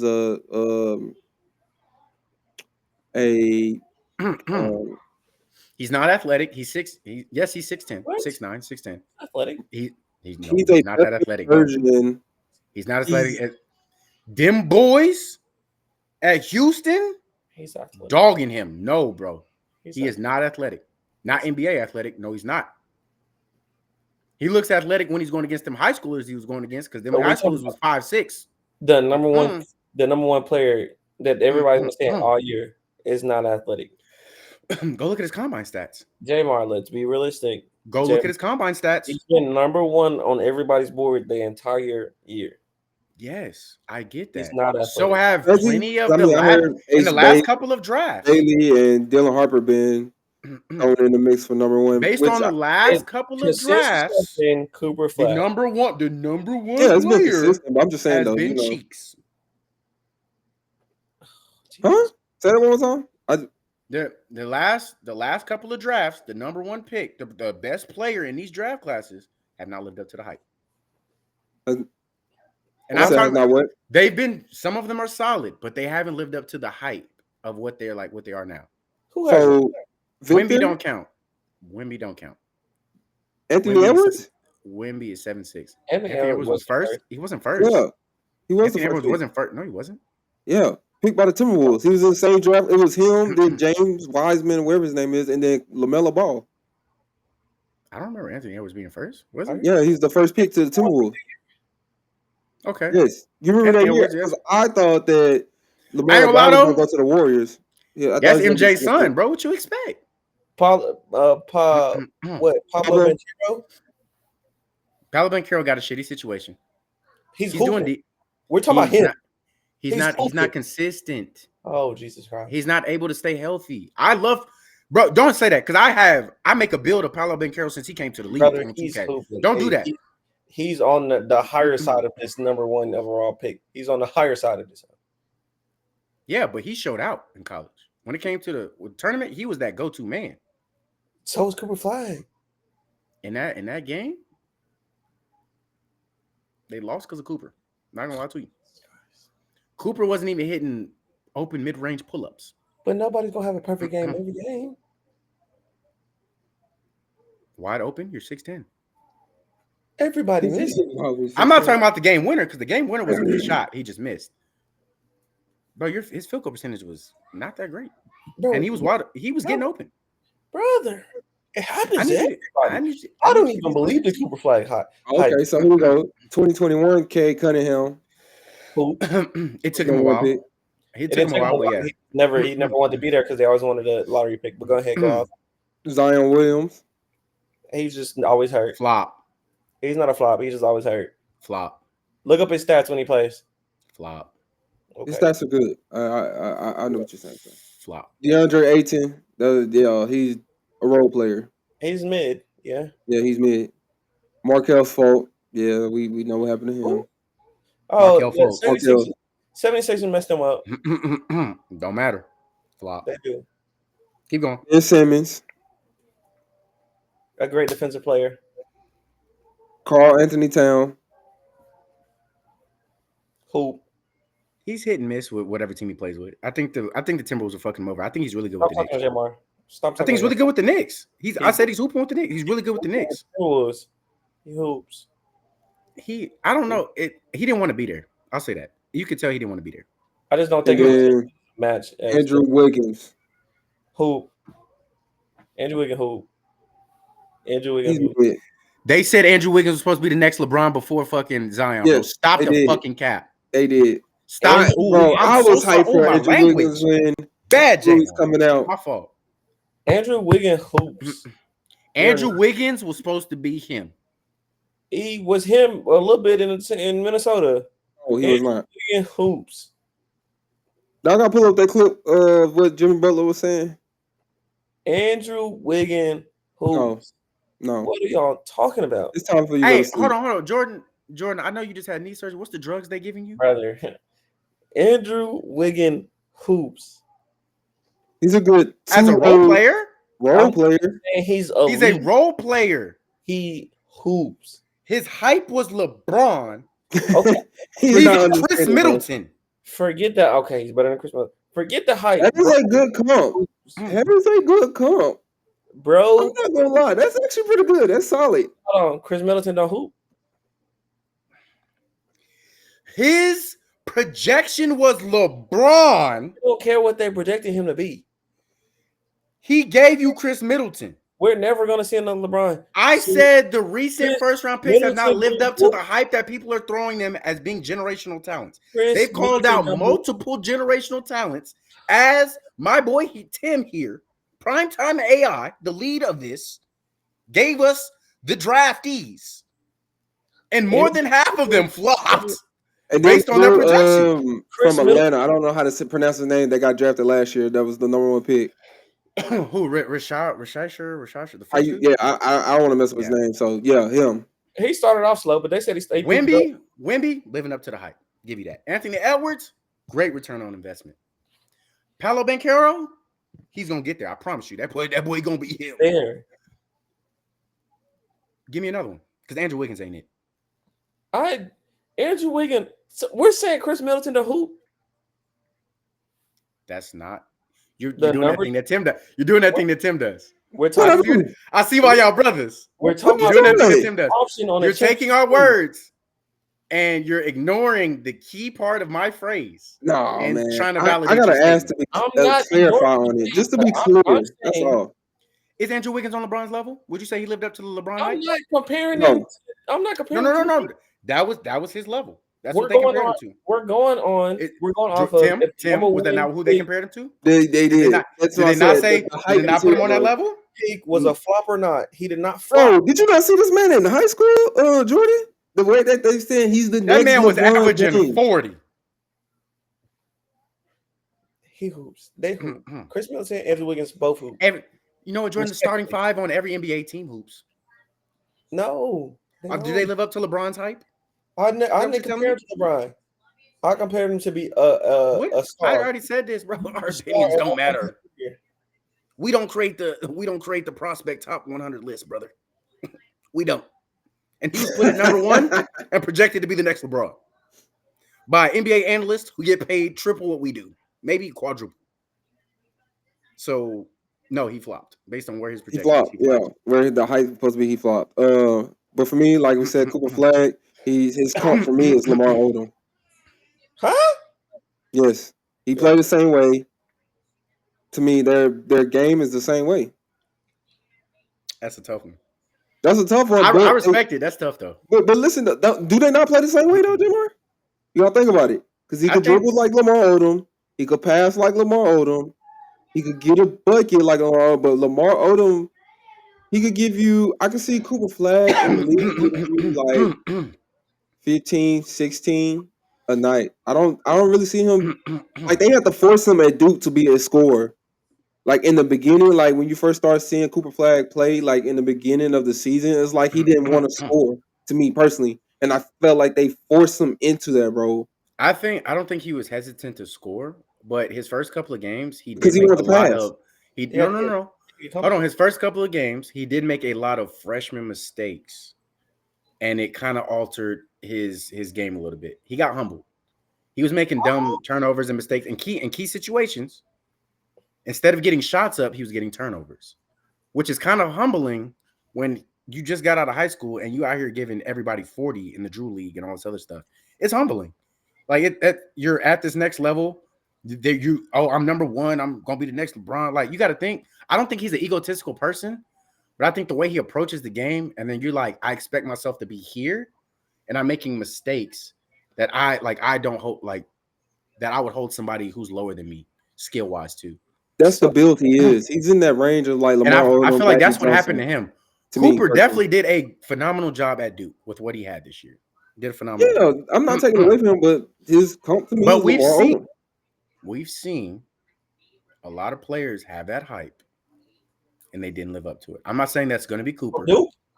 I'm excited for Cooper. I just don't know what he looks like, especially on the Mavericks. They got too many big men. Just me personally. Personally, I think he kind of hurts you at small forward because he don't shoot that pill at a high clip. He does not. You don't have to. That's why he's not gonna be touching that ball like that, bro. Yes, he is. He's not. He's not gonna be touching that ball. He gonna be a point forward. He gonna be a point forward. So let me ask y'all this then. Okay, what y'all think about the Magic trade in Memphis? Do y'all feel like they gave up too much to get Desmond Bane, or you felt like it was just right? Tell me what please remind me what that trade was. I flushed it from my memory. It was basically Orlando got Desmond Bane, and in return the Grizzlies got KCP and Cole Anthony. They got 4 first-round pick, and then they got a swap. First round pick swap. Please. You mean to tell me KD's only worth 2 first-round picks, but Desmond Bane's worth 4? KD's worth 1. Yeah, he was worth 1. No. Jalen Green was a first-round pick. Oh, okay. Yes, it was 2 years ago. But I'm saying he was a high first-round pick. Yeah, he was. So they traded another first-round pick to get KD. You mean to tell me second round? You mean to tell me Desmond Bane? The 2 players they got rid of for contract reasons. Get it. Trying to clear up money. Cool. 4 first-round picks plus 2 decent players and 5 second. That GM need to be put on the hit list above the Cowboys or the Mavericks GM. Well, when I was let me not say that because that's bad juju. No. I don't want anybody getting hurt. But they need to be studied. I think that well, I was listening to this podcast. It kind of made sense how the way he was breaking it down. The reason why they gave up that many first-round pick because they were saying that Desmond Bane kind of fits the timeline for the Magic because all their core basically is young. So if they're in win mode now or win now mode, then Desmond Bane could kind of help them. And if they could keep that core together and last the 4 years that they gave up the first round picks, then it makes sense. But me personally, in my opinion, I feel like they gave up too much because you're telling me that he's on the, like you said, the same level as when KD got traded. I don't think Mikal Bridges should have got traded for that many first round picks. And honestly, just me personally, but I mean that's just me. But what's up? What you got, Jamar? Do you have your computer readily available? Come on, talk to me. What you need? Look up what KD got traded for. For when he went to Phoenix, or no, look up. Yeah, because he left in free agency from OKC. Look at what KD was traded for. Because you know he got traded from. And then look at what Paul George got traded for. Fleece. And you it's a championship over there. But look, we know that though. They gave up a lot for Paul George. They gave up Shea in that trade, and they gave up all them picks. The Clippers did. No. That's my point. What did it lead to? Oh, championship for OKC. Yeah. They really was looking out. That's what they was doing. They was just looking out. No. The other I'm saying traded all that to get Paul George. Okay, I get what you're saying. No. I'm saying I get what you're OKC saying. benefited, but OKC received all the bullshit. I'm saying the Clippers was like, so the Magic aren't receiving that. They gave it away for Desmond Bain. For Desmond Bain. They telling the we talking about T-Rex arm Desmond Bain. Yeah. He's not worth. Buddy's arms are shorter than my 5-year-old son. He's an undersized 2 guard already. All right, now the nigga is stocky though. You may got the T-Rex arm, but the nigga is stocky now. Let that nigga punch you one time in the chest, brother. That nigga pretty big, J-Bar. That nigga. Who else was pretty big? Grant Williams when they got rid of him too. Some meat on them bones, man. But I do not think he's worth that many picks though. But this is what the trend, I guess, is now. I'm not gonna lie to you. I don't know what GM John Morant put the pistol to for the Magics to get that trade to go through. But hey, John Morant did his thing, making that trade happen behind the scenes. They had to make it happen because you know they already paid Ja, they already paid Desmond Bain, and then they was now they got to pay what's the name, JJ. Pay JJ what? They gonna give him the max, bro. They're not gonna give him. They're not gonna give it to him this year because he lost money because he didn't make an All NBA team. But next year they're gonna be able to give him the max contract. Jared Jackson. I really want to give it to him. That happened to that team. I want to know what happened to that team. Because brother, so the Grizzlies. Yes, they thought they was for to run the West. Next thing you know, they fall off. They fell off hard. They fell off was immediate because this year, like you said, I think they dealt with a lot of injuries. But last year, when they actually was like healthy, when they like in the top 4 seed in the Western Conference, they was dominating. It was between them, OKC, and the Timberwolves. That's the crazy thing. Them young boys was ruling the world. YNs, man. I don't know. Maybe they took the gunpowder out of John Morant's weapons, and maybe that deflated them. I don't know what happened to that team, but I was so hyped for Memphis. I was hyped for the West this year because a lot of the young teams are really good and they're willing to fight, and they got that grit to them. And I was like, the West is going to be a fight. And then, the Grizzlies kind of fell off a little bit. They didn't fall off, but they didn't achieve what we expected them to achieve, especially with recent years. OKC came out. But this is the thing, though. When you say that, because I think they fell off hard, but, that was before John Morant got hurt. Because, before he got hurt this year, they was in the top 4 seed again. Like, they was in the top 4. In the Western Conference. John Morant's the problem when he came back? You said, no, I don't think he was the problem because they was winning with him. But when he got hurt, that's not how you just angled it. That's not how you just angled it, Tim. You said before John Morant came back, they was top 4. So let me reword it then. Do they blow this team? John Morant was there before he got hurt. They was a top 4 seed team. So when he got hurt, their production started to dwindle. And then when he came back, it was kind of hard for them to get back in that top 4 seed when you already made that trade for Luka. And, the Lakers was doing their thing at the time, being the top 3 seed. And then these motherfuckers want to lose it. And, they my team, so I'm going to stop before I go on a rant.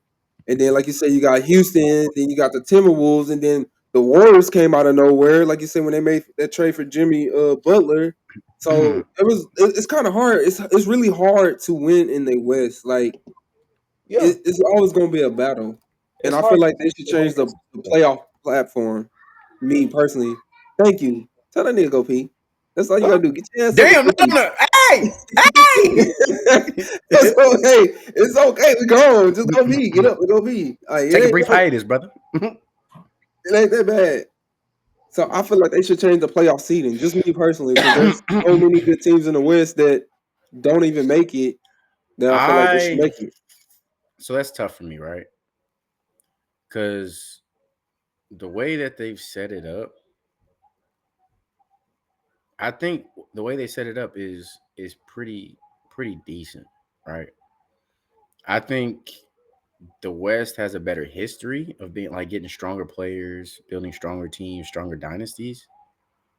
But I think if you start to do that, and out of the 16 teams that make it, you start getting like 12, 13 teams from the West, you're going to dwindle the East's ability to get players and be like those destinations where people want to go. But it's kind of like that already. Like, well, I think it is. I mean, not really. I mean, because players are going to the East. KD. I want to see the best versus the best, Jamar. That's just me personally. My argument is you are seeing the best of the best. The problem is it is not a player issue anymore. It's a GM issue. And I get that, but listen though, you gotta think about it though. When you looked at the East this year, and you had Cleveland versus Miami, this series was fucking horrible. They're getting blown out in the playoffs. Miami Heat. But why? Well, first of all, because Pat Riley, he did Jimmy wrong. First off, Spoelstra needs to go ahead and get off his high horse because you haven't won anything since LeBron. Your biggest statement was, or your biggest footing was, I'm not changing for nobody. We are who we are. LeBron left. Yeah, you made it to a finals because Jimmy Butler got you there, and you treated him like dirt, and now you look like piss poor. Got them there twice. That's what I'm saying. So that's what I'm saying. The problem isn't these players, man. The problem is these GMs and this money and the greed that these GMs are facing. Some of these players are franchise changing. And you have to, with that comes, you have to change some things. You think John Morant will be getting away with this shit if John Morant was playing like Cole Anthony? No. No. His ass would be getting traded. No. But you willing to put with bombs over Baghdad? Oh, damn. Can you hear me? No, you good. Keep going. Yeah. You willing to put up with bombs over Baghdad and Buddy out here shooting at the crowd, reloading the clip. Punching 17-year-olds. That's what I'm saying, because John Morant has that appeal factor. So some teams understand that.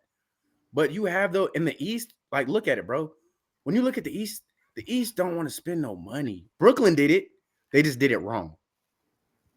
But these teams don't want to spend no money. They don't want to bend the team chemistry and build it around, like, these star players anymore.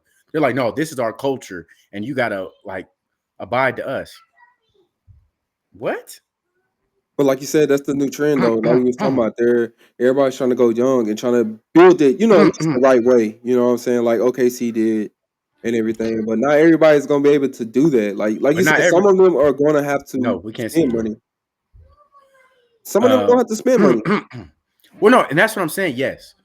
So my issue with Houston, you're the number 2 seed. You're a really young team in the NBA, and now you kind of like made your future weird now. Like, we don't know what the future holds for you because you kind of traded away a lot of your future pieces in draft capital. Second round pick or not, you find gems in the second round all the time. Miami's not one of those teams. You haven't really drafted that well. You haven't really made good moves in free agency. And then for you to write off one of the players who was that go-getter threat for you is insane to me. Brooklyn, you haven't really drafted well. you had 3 superstars and you fumbled that bag, you need to figure something else out because, like, we got to figure something out. Is Okay, Brooklyn see, a bad team on paper though? Are they really a bad team in the East? and when you look at no, we're not talking about in the East because we know the East is weaker than the West. Correct. Are So you a bad NBA team on paper? Brooklyn is bottom of the league, not how? bottom of the league, bottom half, bottom half, They got bottom half. D'Angelo Russell, who Cam Thomas, he a bucket getter.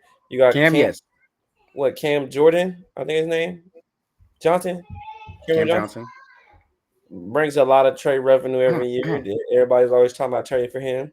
You got Claxton. Are they really that bad of a team, or do they just not fit well Yeah, together? them niggas bad, bro. I ain't Washington bad, but them niggas bad. My fault. My bad. Don't shoot me. I'll just ask a question. No, and I'm answering for you. They're bad, but they're not like Washington bad. Like the Wizards bad, but they're bad though. Let's be real. Let's look at the top teams in the East. The Cavs. How do they stack up against the Cavs? They're losing, getting their ass whooped. They just don't play defense. Outside of Claxton, they don't, and Johnson, they don't really have defense. They have one consistent offensive player. Yeah, Cam Thompson. Cam. He shoot 30 shots a game. That's consistent. He has to. He don't have to. He got D'Angelo Russell, who plays well on the ball. Cam Johnson's a good spot up. Come on now, let's not do that. First off, let's not act like D'Angelo Russell. Kid, so I'm gonna rock with him, but D'Angelo Russell is gonna be a side piece for his the rest shot of his NBA career. Crazy. That is true. D'Angelo Russell is a side piece in the NBA. I'm not saying not.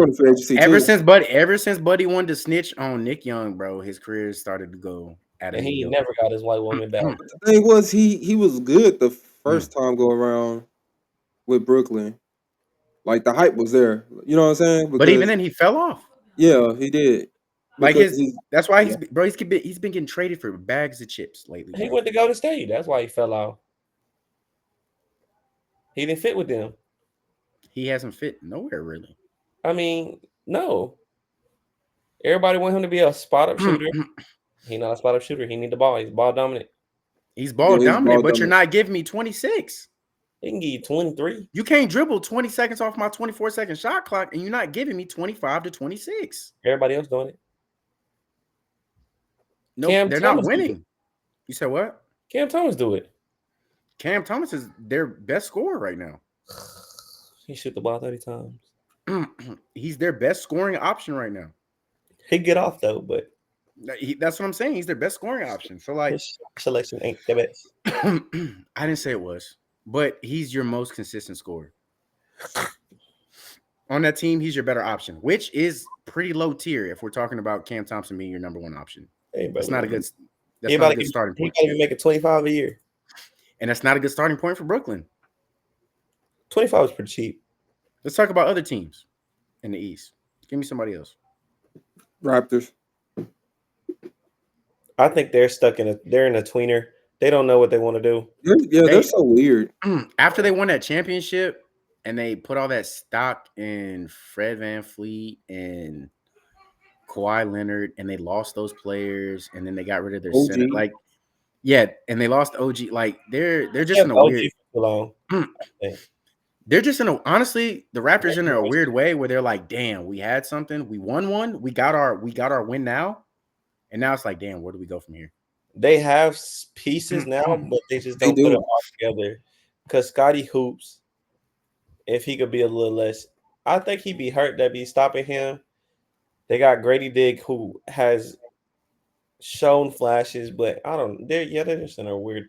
They got Iman quickly. They got Brandon Ingram. They got RJ Barrett. RJ wasn't good in New York. RJ Barrett is a good role player. He's a decent role player. Yeah, but he's not. He also didn't live up to the hype either. He was supposed to be a little bit better than what he is, and he's not consistent. Yeah. But that proves our point. The Raptors don't. But the problem is the Raptors don't know what direction they want to go in. Yeah. And how to build that team. And that's honestly, that's kind of the like the playground that most of the East teams are facing right now. Miami's in that boat. They don't know what direction to go in anymore. We just talked about Brooklyn. They don't know what direction to go anymore. especially after the big three blew up. You can't get no more than what they at. That's what I'm saying.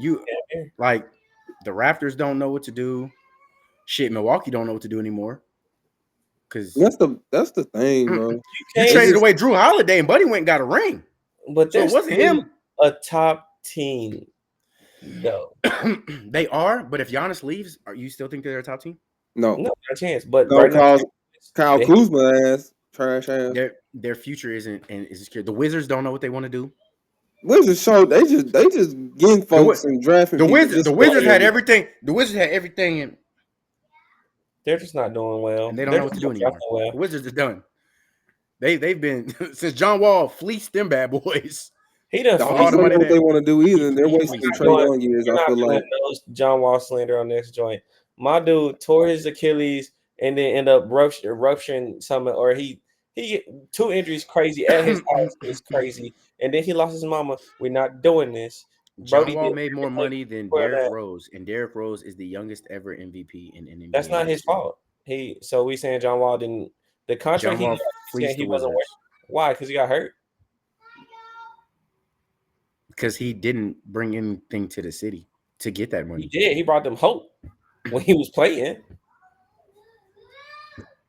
We gonna act like he didn't. We're really gonna sit here and act like they weren't. All right. So, what are some other teams in the East, Tim? We're gonna sit here and act like they weren't. I'm saying the Hawks. I feel like they're in a weird place. I feel like they're gonna face Trae Young. They made it so far in the playoffs, and then they started throwing away pieces that they should have kept. They're in a weird way where you can't pay. You have Trae Young, who's going to be consistent and solid. Well, the thing was, they didn't, bro. They got rid of what's his name? Their shooting guard. Yeah, because they killed. Nah, I'm not talking about him. I'm talking about the other one, the redhead. Huter. They kept Clint. They can't afford everybody. They kept who? Clint Capella. But I'm saying Herter isn't worth that much. He's not getting paid no max contract money. But he was making like I think he get paid like 14-15 million. Oh, well, there you go. That's what I'm saying. And then you got the other bro. They have some dude. You can't pay everybody. John Collins. They got rid of. So I get it, bro. You can't pay everybody, but at the end of the day, bro, you have to what works for your team, especially when you have a player like Trae Young. They are wasting his prime. Honestly, at this point, trade Trae Young, bro, because y'all don't know what y'all want to do. Trae Young, you got to free Devin Booker. Devin Booker got to get free because I'm tired of seeing him struggle. So first off, Devin Booker could have been free. Devin Booker, he don't want to be free. I know, but are you telling me you passing up $75 million? 70 Personally, fuck no. Yes. Fuck no. Yes. If you mean to tell me I get to go actually compete, possibly be part of a team that's built correctly, I'm leaving, bro. Jamar. Oh, so at the other team too, they don't know what they're doing in Charlotte. My God. Charlotte don't know what they want to do. They're not a big free agency attraction, and their dudes that they're drafting are not developing as quickly as they would like. The only one that drafted quickly was LaMelo. And that's because they gave him a green light. Mark Wood, yeah. And they don't ever have consistent coaching. MJ just sold the team not too long ago, so that was another thing. But Jamar, you're telling me somebody come to you be like, all right, listen, you can take a minimum league seven for 1 year to go play with OKC. Going to the playoffs, finals, you're gonna be there. Or you're gonna go with a team that drafted you who's going to give you $72 million. So you're asking me if I want to be Devin Booker, if I want to be KD with 2 rings? No, KD did not take no huge pay cut. It went from what? You're asking me if I want to be Devin Booker or Kevin Durant? Kevin Durant did not take no minimum.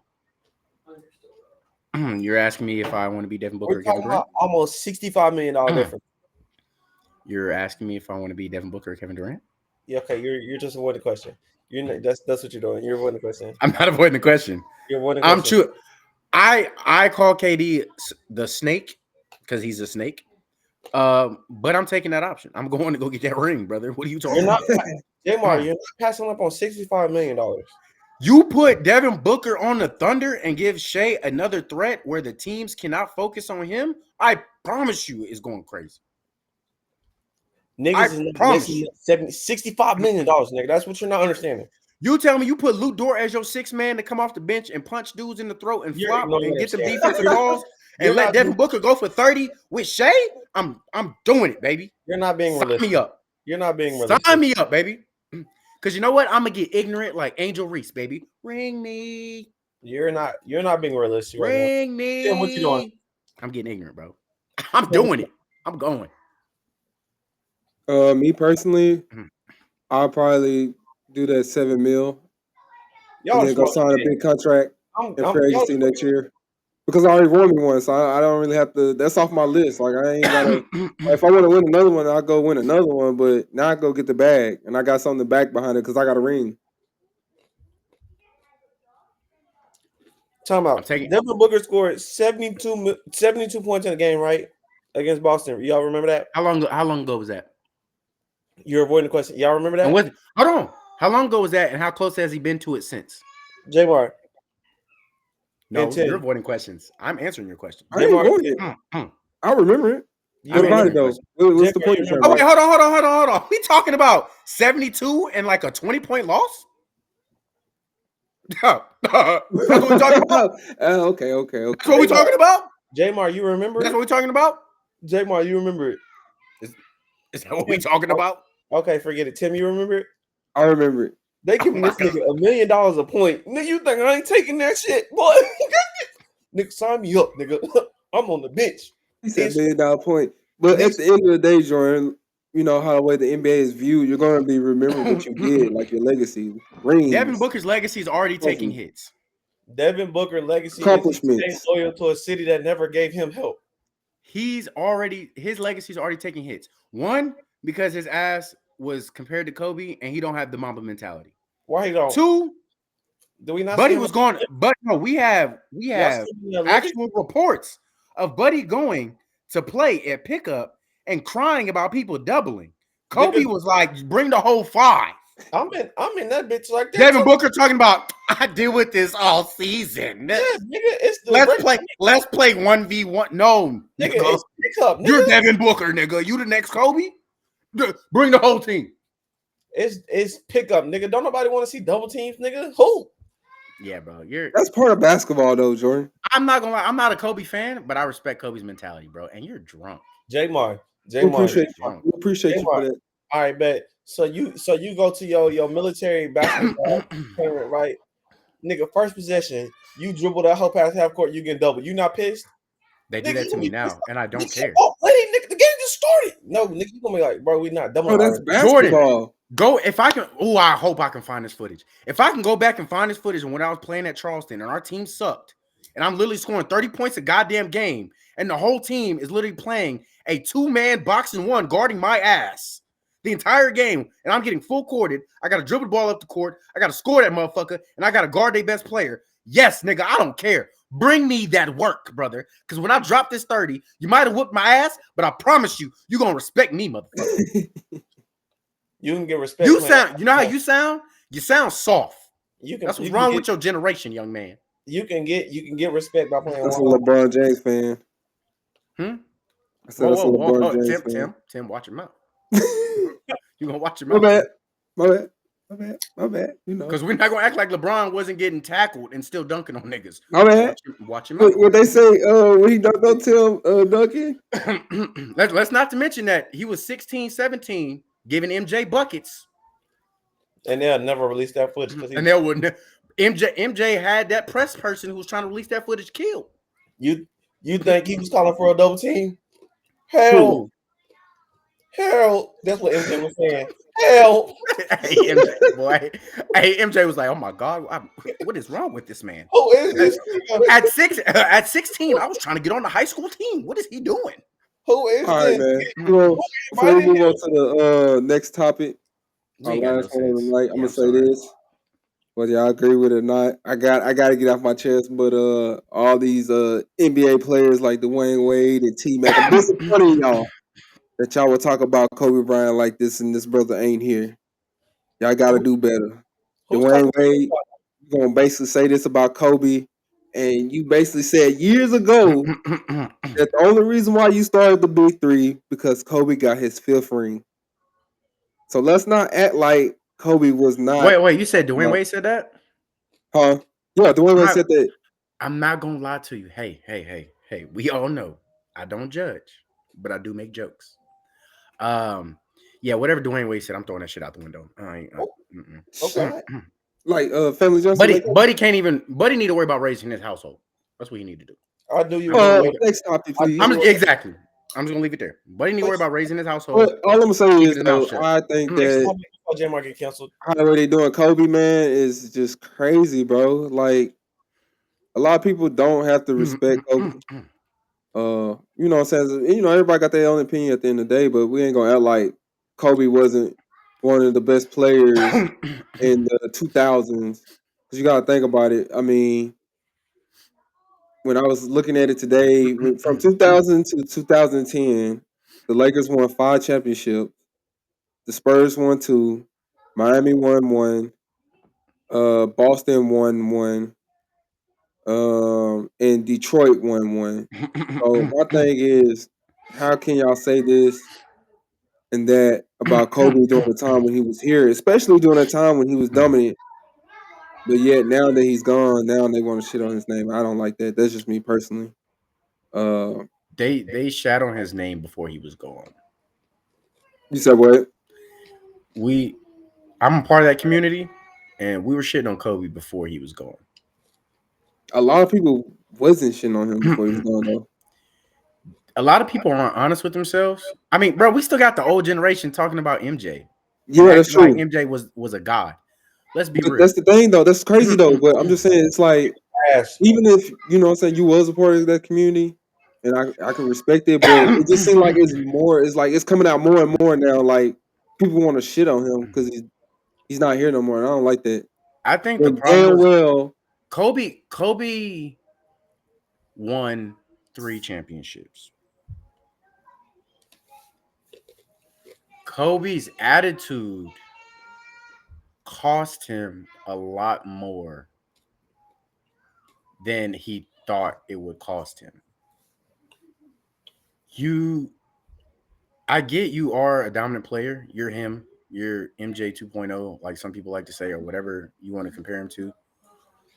The issue is Kobe wasn't a very good playmaker.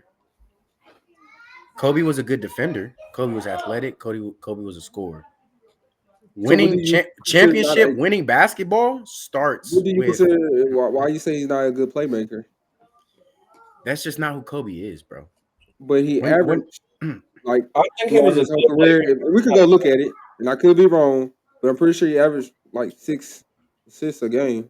That's throughout his career.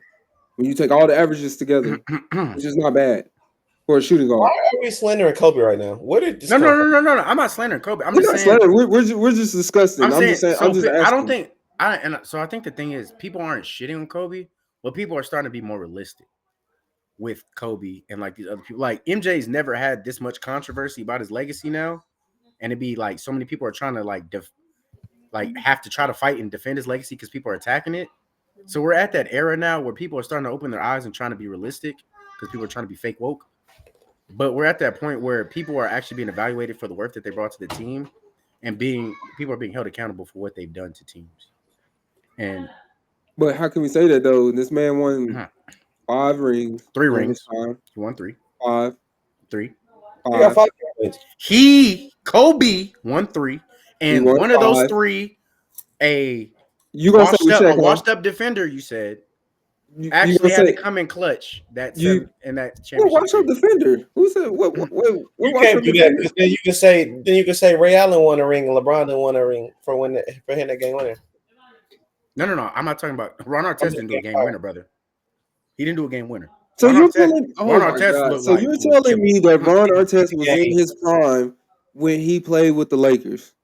No, but I'm saying when they run that ring, Ron Artest showed the fuck up. He gave them a lot more than they thought Ron Artest could do. But I'm just saying that we can't just say that. Oh yeah, he had a prime. He did not have a prime. You said Kobe. You said Kobe won. And when we I'm just going talked off what about you said. no, I did not say that. You I said said Kobe won. I said because you said they said Kobe won. I said I didn't say that. I said Kobe had good role players to help it, and I started naming everybody. No, I get that. So what you should have said is Kobe was on 5 championship teams, and I agree with you. I don't like saying this nigga I don't won like 5 saying rings. I don't like saying players won rings. That's like me saying Paul Gasol, he won 2 rings. I'm gonna say that. That's like saying MJ won 6, and we all He know that did. Bulls. No, He that won Bulls, 6 rings. those Bulls super teams won 6 rings, brother.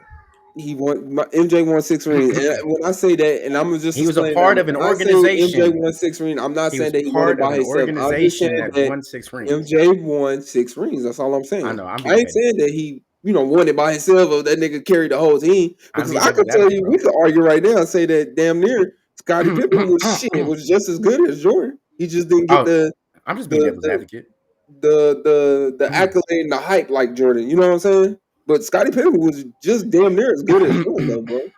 In my opinion, when you watch film, especially when they won that first championship against the Lakers, when Michael Jordan was trying to guard Magic Johnson and he couldn't do shit with him, what they do? They put Scottie Pippen on his ass. And Scottie Pippen do what? Lock Magic Johnson ass up.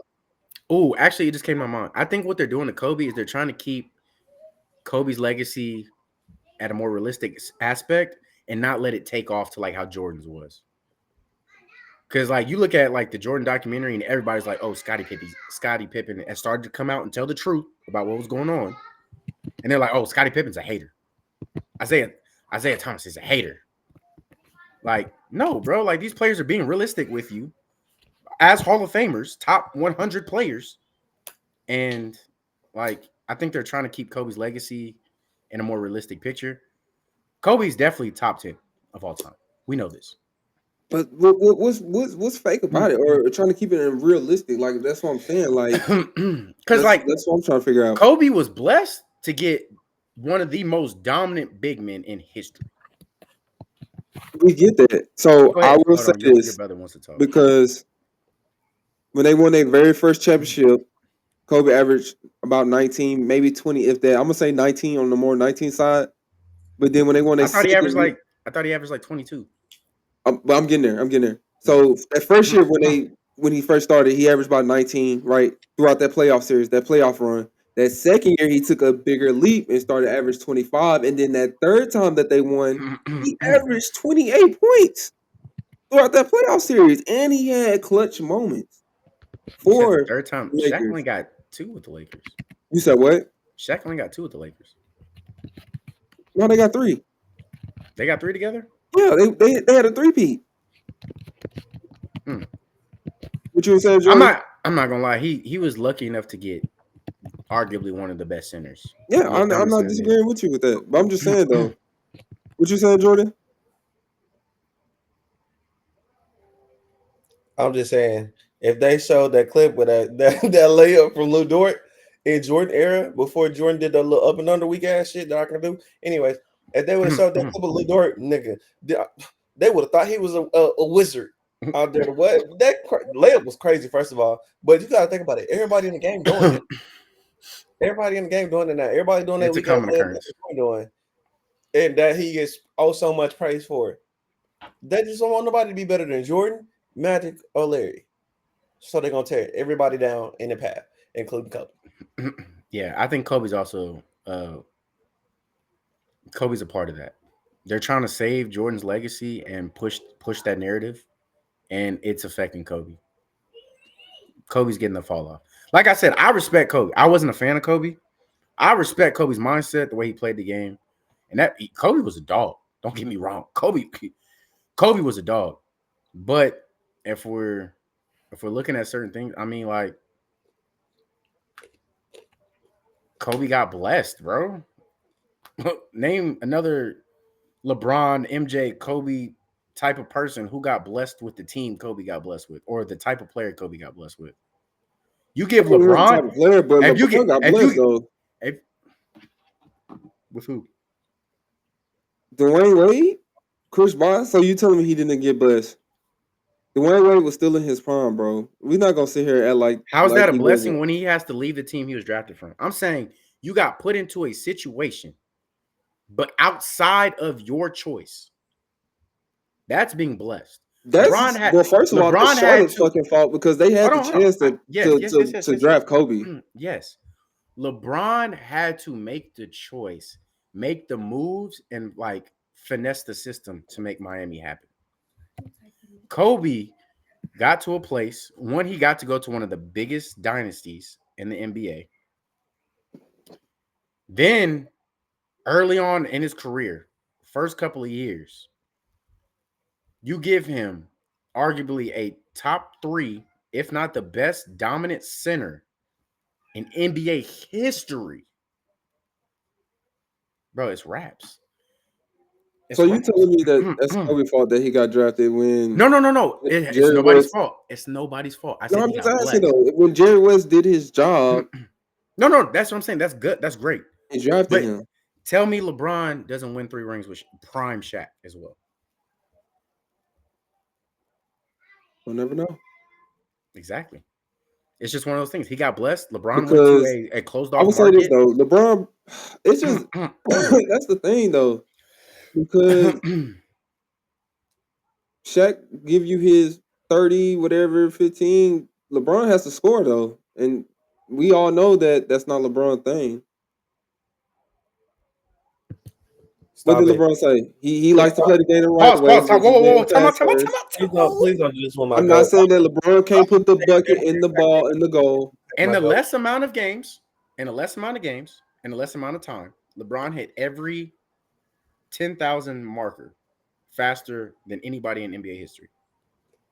Fastest to 10,000, fastest to 20, fastest to 30, and fastest to 40. There's a reason why he's not a predominant scorer. That's what I'm saying. He's not a predominant scorer. If you give him Kobe's mindset to score and leave his attributes the way he is, I promise you, the league would have had his knees taken out. For sure. But the thing is, LeBron, even with that, LeBron still hit all these markers faster than all these top-ranked scorers. And that's his secondary attribute. You can't say he's not a scorer. He's a scorer. He doesn't get buckets like everybody wants him to, but he gets buckets. So, I mean, do I think Kobe would have did the same thing with the casting that LeBron did? Do you think he could have done the same? That Kobe Bryant could have done the same thing that LeBron did with the type of players they were? No. How you know that though? We saw that before Shaq got there. What do you mean before Shaq got there? He was drafted when Shaq was there. Oh, that's even worse. Yeah, he was just lucky. Like, we don't even know. The thing was, he didn't play his rookie year because they had fucking Eddie Jones in front of him. And that's been proven. And they talked about it. And Kobe talked about it. He said, if I would have known that, I would have went to college. Because what he was told was that he was going to get to play. Rather than him saying that, okay, well, fuck it, I'll just go to Duke then. Because like he said, and the coach, I forgot who they had at the time. I thought he was trying to go to North Carolina because of MJ. I thought it was Duke. It might have been North Carolina, but I don't know. But they were saying that the coach that they had at the time, he doesn't play rookies anyway. Like he don't give them that many. That you know what I'm saying as far as minute wise. So look at the next season. The college. Look at his next season. He hit the All-Star game his next season. This nigga was not even playing, and that's the worst part. Because he had flashes, they knew what he could do, and he made the All-Star team. And he wasn't playing that much. That should say a lot. His second season, when he started to get PT and playing time, versus LeBron coming into the league and completely flipping a franchise. Money's on LeBron. Would have did the exact same thing Kobe did, and would have got them rings. So you telling me if I'm gonna say this? So if he came in and got drafted, and you know that your coach don't play rookies like that, can we really say that? Because if LeBron, even though he has the talent, he said, would the narrative be the same thing? Where did Kobe get drafted? He was like what, number 1, number 2? You talking about his draft class? He was 13 or 14. 13 to the Charlotte Hornets.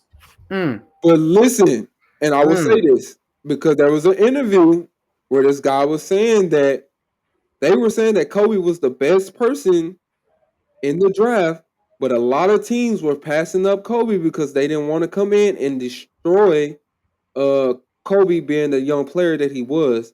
Because they did one where the Nets took what's his name? Oh, I can't think of his name. But if we go back and look at it, they had the 8 pick and this had the 8 pick, and they didn't want to bring Kobe in because they didn't want to destroy Kobe in that locker room because they had a lot of issues going on, and they didn't want Kobe to come in and be messed up even more. I get that. So I'm gonna cut it short because we have to hit our last topic and we are hitting 2 hours. With that being said, they didn't want to hurt Kobe's legacy. They didn't want to do all this other stuff. To me, that shows the type of player difference between LeBron and Kobe. LeBron was crowned the chosen one, and after, mind you, he didn't crown himself that. It was confirmed that he was crowned the chosen one after that scrimmage he had with MJ in that closed door session. And they put a terrible franchise on LeBron and did not care about what it did to his legacy. And he still flourished. Everybody was worried about Kobe's legacy. It was like, oh, we don't want to hurt him. We don't want to hurt him. To me, that shows the mindset and the future potential that they saw in those two different players. Both are generational talents. One, nobody cared about crushing somebody with the weight of the world, and the other one they cared about. And he ended up in the best scenario possible. And they both came out and did historic numbers with their careers. To me, my edge goes to the person who started off in the trenches and had less than. No disrespect to either one, because both of them still are miles above everybody else.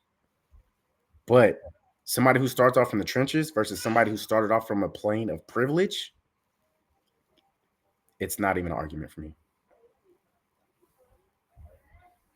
Boy, you almost don't know the Lakers history, boy. When oh my god, we gonna have to sit down. We talking about the franchise who has the number 1 or the number 2 in championships. Let's go. The number 2 because Boston won, so you're right. They're the number 2 now, but were they not number 1 at one time? But I'm just talking about the whole thing as far as when Shaq and Kobe, and when Kobe actually started playing. It wasn't all PG and green. They made it to the playoffs, but they still lost. So that's all I'm just saying. They lost to the Spurs that year too, and the Spurs ended up winning. You know, when they had the Admiral. Are you saying when Kobe? You talking about when Kobe started playing? Yeah. And he had Shaq. He had Shaq, right? Yeah. LeBron made it to the finals with nobody like Shaq on his team. Bro, my God, brother. You had like that team was still bad. That team was not bad. Did I say the team was bad? You're putting words in my mouth. I said he didn't have a Shaq. Or the same. And that's one of the worst performances too. They said in 07 by him. That's not me. That's what they said. Oh yeah, but we also we saw when Tim Duncan talked about it and the rest of that Spurs team, and they were like, "No, we made it our mission to make it 5-on-1." Oh yeah, yeah. Okay then, that's all. Enough said for me. We put the whole roster on you and made sure your other teammates had to show up, and that shows to me, yes, they're NBA players. They did not help LeBron out, and LeBron still got them to the finals. Yes, bro, other players. He don't play with. Other players played his career, and I'm not shitting on LeBron. I just didn't like LeBron either, but I started to respect his game. LeBron's played with the most all-stars, superstars, and all that. And every time when it mattered, all of them folded. A lot of them folded. Not because they wanted to. It was mostly health reasons or they got injured. But LeBron has also gotten players rings that probably would have never got one. You put D-Wade and Chris Bosh in that scenario without LeBron, they're not winning a ring. I don't know. We didn't really get to see it because Chris Bosh ended up getting the blood clots. Exactly my point. And D-Wade wasn't doing it by himself again. He was already starting to battle with injuries. Chris Bosh wouldn't get no ring. Norris Cole wouldn't. Mario Chalmers wouldn't have no ring. Joe Anthony wouldn't have no ring. I'm not saying everybody's history and everybody's story is different and it's their own.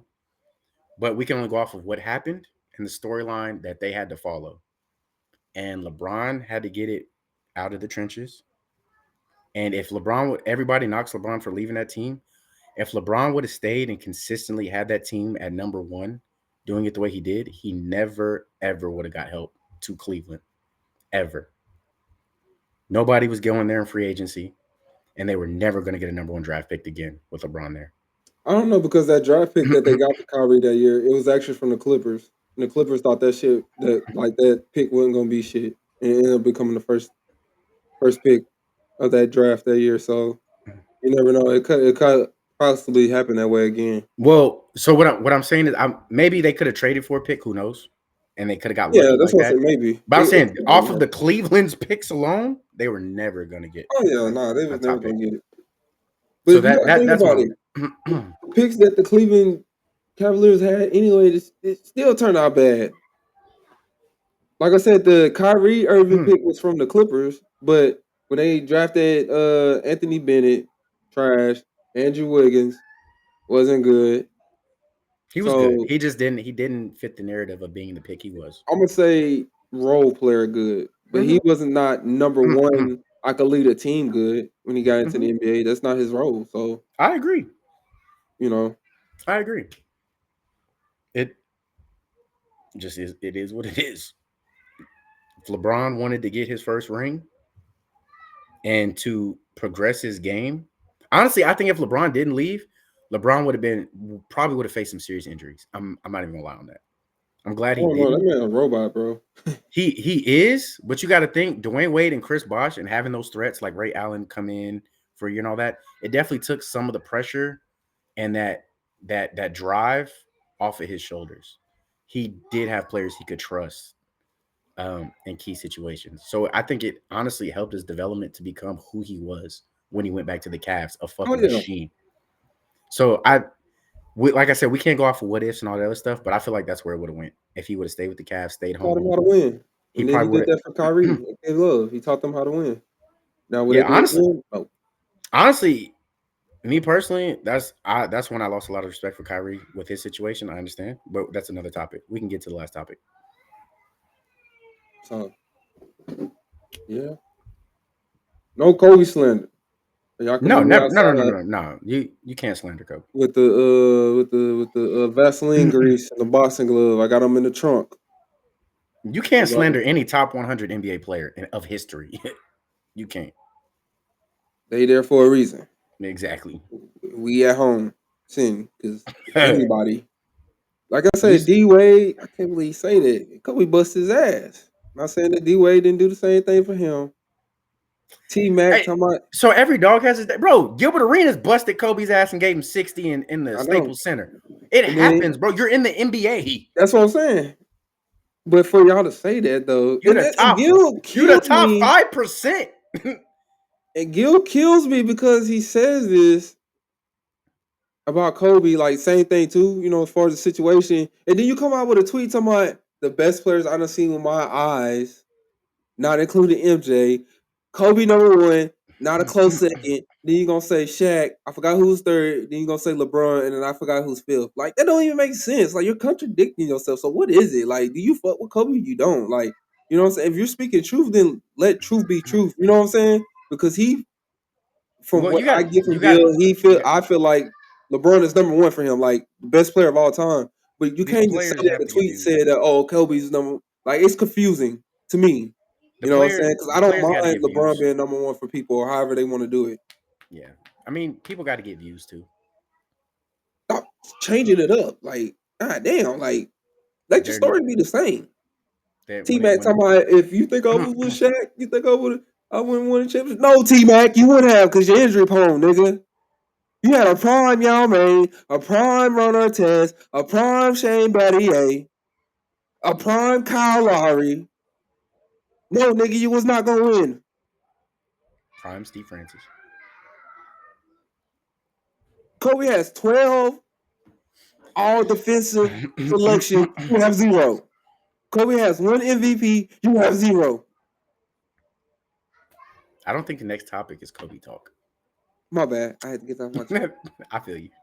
These niggas out here, man. T-Mac, you might be. We see your background. All right, we get it. You might be 6'10", but I'll put on them boxing gloves. And if I can't beat you, J. Moore or Jordan will. Not for Kobe. Not for another grown man. I won't. We jump around here. You let him know. If he talk about you, I got you, brother. Yeah. But these rich bastards, I'm not fighting for them. They got money for that.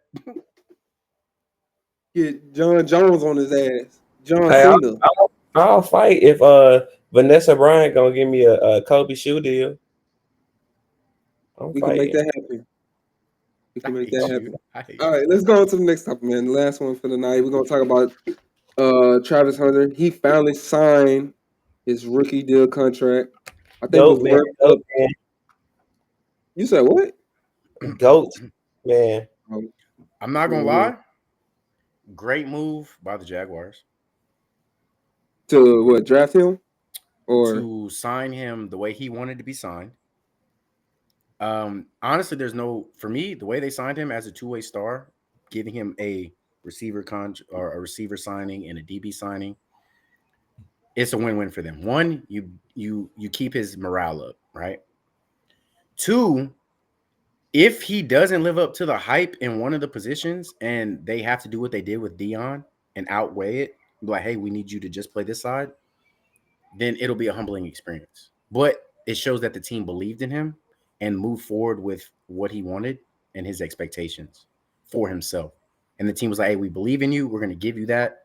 Now you have to go out. And they pretty much put the ball on his side of the field. It's like, you need to go out and show that you can do both at a high level. And we'll continue. We believe in you, so go do it. So I love it personally. I wasn't the biggest Travis Hunter fan. I'm still not a huge Travis Hunter fan, but I love it because he deserves it. Bro is the first non-quarterback to get all his money guaranteed. $30 million. 30 million. So, And like I said, they showed, hey, we believe in you. Go get it. so you think he should play both sides of the field, or you should feel like he should line up on one of? I think the team should let him, because they're not in a state of championship contender now. Let him go out and prove what he can do on both sides of the ball.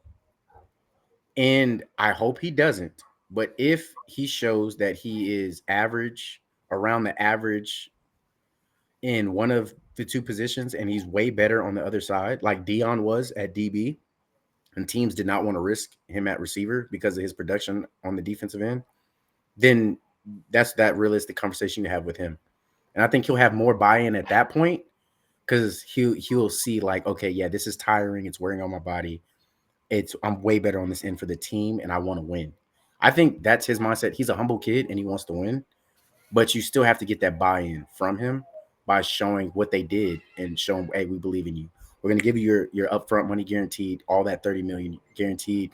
We're going to let you play both sides of the ball and really earn playing on both sides of the ball. I think, like you said, I do agree with that.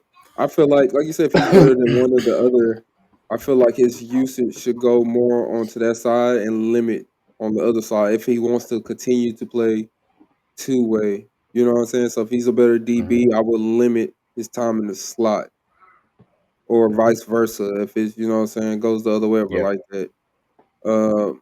Because me personally, I feel like he's trying to play at the high mark, what he's projecting himself to play at. I feel like, me personally, I feel like his career won't last that long, especially if you're trying to play both sides of the field. I feel like probably about year 4 or 5, I feel like he's gonna have to eventually choose if he want to have a long career in the NFL. Because right now you're putting your body through a lot. And you gotta think about recovery too. Will you be able to recover fast from a game like that? You playing both sides of the field, especially when you get an age. Come on now. I don't know about y'all. I be feeling it now, and I ain't playing both sides of the field. You know what I'm saying? I played 12 hours. Granted, I got my championship this Saturday, but I played 12 hours on Saturday, brother. Hamstrings is sore. What are you telling? I played 3 games Sunday, and first game I felt good. Second game, I was like, oh yeah, I'm fatigued. The sun is beating my ass right now. That third game, I was like, oh yeah, I'm feeling all in the hamstrings, the knees are hurting, the shoulder. Yeah, so just imagine him doing this for 16 games More than that. straight. I thought there were 17 games. It is, but you know they got a bye week. Oh yeah, you're right. So just imagine you do this for 10 years. You think your body gonna be able to hold up? We don't know. We don't know. All right. I wish that young man the best because I don't wish any young What Cat Williams say? I got them fire and roars. The fire and roars. All right, Yeah. yo, that's the But- only way. Hey, Jordan, what you think about your boy, brother? What you mean? That's He your doing- boy.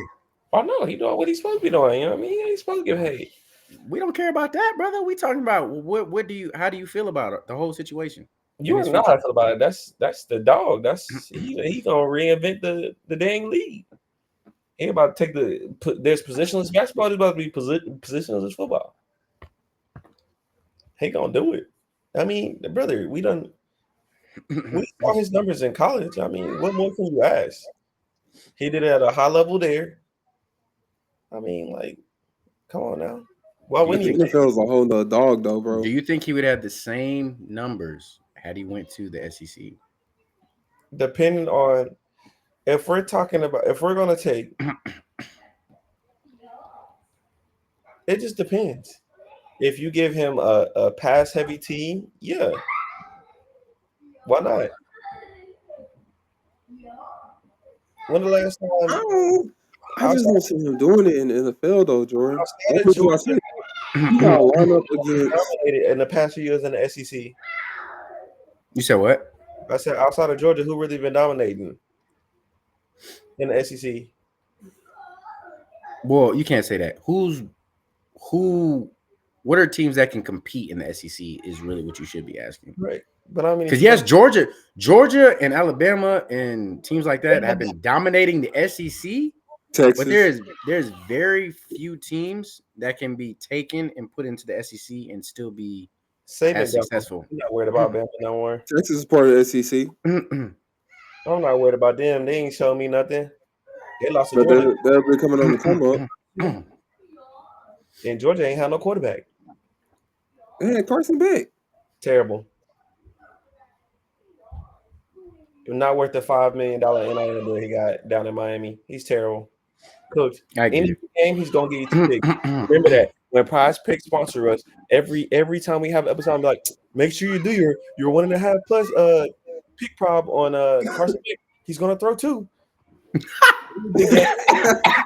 Any big game. Yeah. No, I feel it. But I don't know. I just like to ask that question because there is no what ifs. Like I said, I'm always gonna go off of what was. He produced. Travis Hunter had a phenomenal season On both sides of the last ball. year. He had a phenomenal, full, well put together season, and final year of his career with Colorado in college football. And honestly, I wish him the best. I hope he stays healthy, and I hope he can compete. Only time will tell. Bro, you guys, I don't know. You got to think about it, bro. You telling me Y'all you been got saying to he do line this, up he been against doing it since he CeeDee been in college. Lamb and Pickens, and then turn around, go on the offensive side, and when Trayvon Diggs is at his best, you got to line up against him. He got to guard. I don't know, bro. That's like an ass beating waiting to happen, bro. Diggs is not gonna guard him because he's not the number one option. I'm not gonna lie to you. BTJ is the top 10 receiver. If I have to give an honest opinion, Travis Hunter's career is going to turn out like Deion Sanders. He's going to be one of the most phenomenal players at one of those positions, and he's going to be an alternate in the other and make big plays when they decide to use him to create those big plays. I agree with that. 'Cause I just don't see him Start lining up like that. Travis Hunter on both sides of the ball. Travis Hunter is having 4 interceptions, and he's getting over 750 yards receiving. That's pretty average. That's not average. First of all, he's a 2-way player. That's not average. 4 interceptions. What wide receivers you know catch 4 interceptions? Deion Sanders, No. Okay, but he's not a wide receiver though. Trayvon Diggs. Diggs is for sure not a wide receiver. No, Diggs was a receiver, and they He converted was a him receiver to and DB. couldn't get playing time at Bama in a weak receiving core. They moved him to DB for a reason. He's shown he's a better receiver than DB. He gives up hella yards. He just has an eye for that ball, and he can go catch that motherfucker. That's it. He can't. And he don't cover good. Well, I ain't gonna say he don't cover good. He just don't get me started. Anywho, he's going to dominate both sides of the ball. So let me ask you this then, Jordan. Do you feel like that he's going to be a day one impact, or is he like a development project? He's going to be day one impact on defense and a development project on offense. He don't have to be that guy on offense. They have a number one receiver. He just has to come and fit in on offense. Okay. And I say because he's not realistically, he's not going to be out there every snap of on offense. Agreed. I mean, he's playing the slot. What you think, Jamar? So Jaguars play a spread offense anyway. So if we're being realistic and he's the starting slot, he's going to be out there at least 80% of the game on offense. He's not going to be out there. So with that being said, then he's not really a receiver. They're more based off of what you're saying. They're tailoring him to be a DB. What I'm saying is he's at ATH. What is that? But there's more of a need for him on defense than offense. He's an athletic player. Is that what you're saying, Jordan? From college? I'm saying he's an athlete. He doesn't have a position, but he's going to be used more often on defense because that's where he's more polished than on offense. But he's still going to get playing time on offense. No, fact. That's what I'm saying. So I think what you're saying is what I just said. But his career is going to turn out like Deion Sanders' career, where he's going to be put at he's one a better offensive player.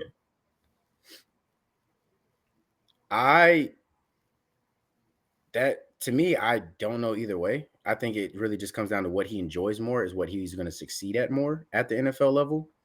But you're still saying the same thing, that he's pretty much going to be groomed for whatever position he has the best feel for in the NFL. And then they're going to use him on the opposite end to come in to like stir things up and try to generate plays here and there, like Deion Sanders.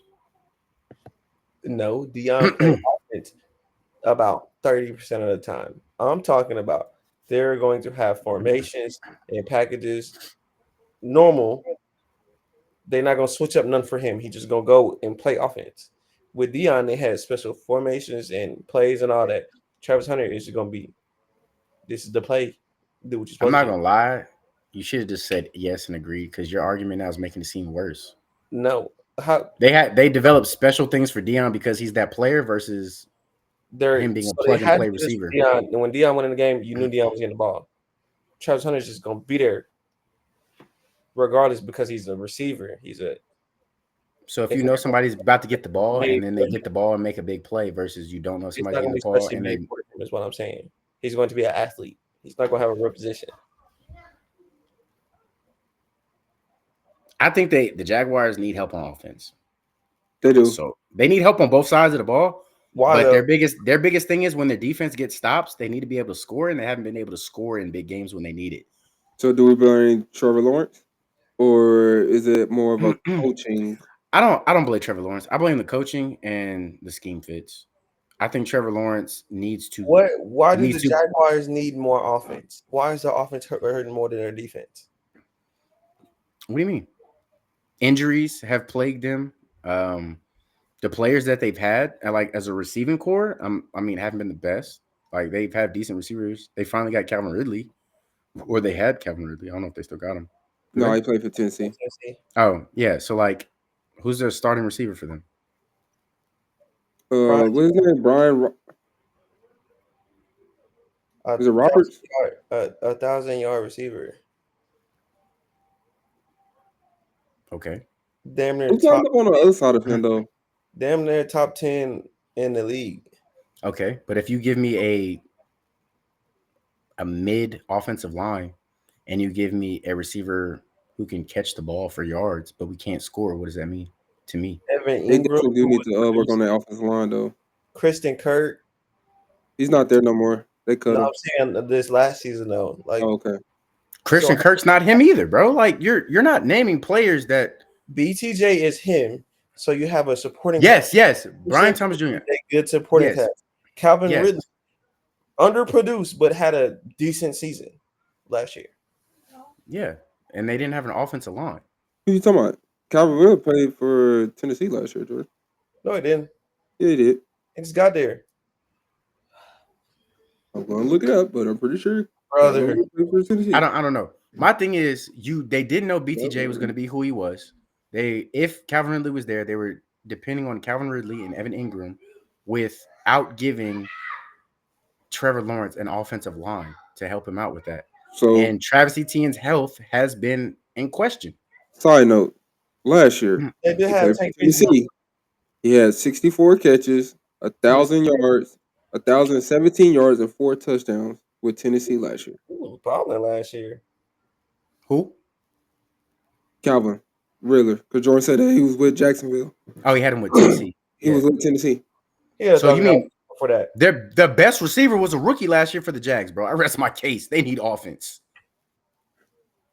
And they cut Kurt and they cut Gabe Davis. So that's why I was asking who's on the other side of him. It's gonna have to be Travis Hunter. I know they want to put him in the slot, but who's their second option on wide receiver? I'm asking because I really don't know. To be honest with you, at this point, that's tough. So my last question of the night, then, does Travis Hunter make the Jaguars a playoff team? No, because their quarterback is still. Didn't the Jaguars make it to the playoffs? No. Not last year. No, they made it the year before. Oh no, this is when Travis when they had Lawrence, Kevin Ridley. Yeah, when they had I think he can help them become a playoff team again because it gives him another offensive option and weapon, and they have somebody who can make a play on defense if QBs decide to test him. So, I mean, it's going to come down to coaching for sure, but their offensive line is also going to hinder them. So, we'll see what the coaches wrap up. But I think Travis Hunter is a good enough player to where he helps you get back to the playoffs. Because they're in the AFC South. Because BTJ is a dog. Jordan talking like Travis Hunter, the next coming to Jesus. How I do that?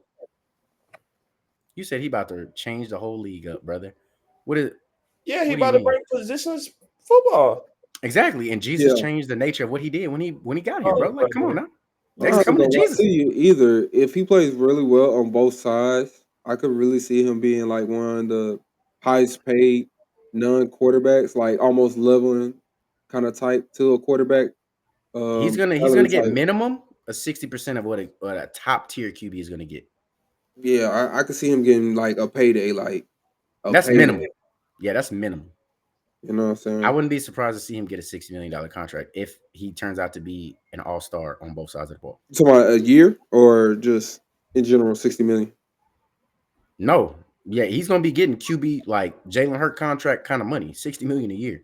Yeah, I was asking just to. You got to think that's an all-star on both sides of the ball and one player. Like, yeah, I'm willing to give you that.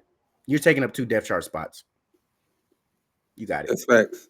I can see him get paid that type of money if he does really well. Like if he's able to perform and be able to perform at a high level, I could see him getting that type of money. Because how much is Jamar Chase getting paid, Jordan? 40. 40, and that's just for an all-star dog receiver. So if Travis can do that on both ends, bro, you just got to steal. I'm giving him 60. He is signed an extension for 4 years for $161 million and $112 million guaranteed.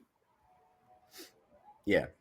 So his average annual salary is $40 million a year. That's pretty good for a wide receiver.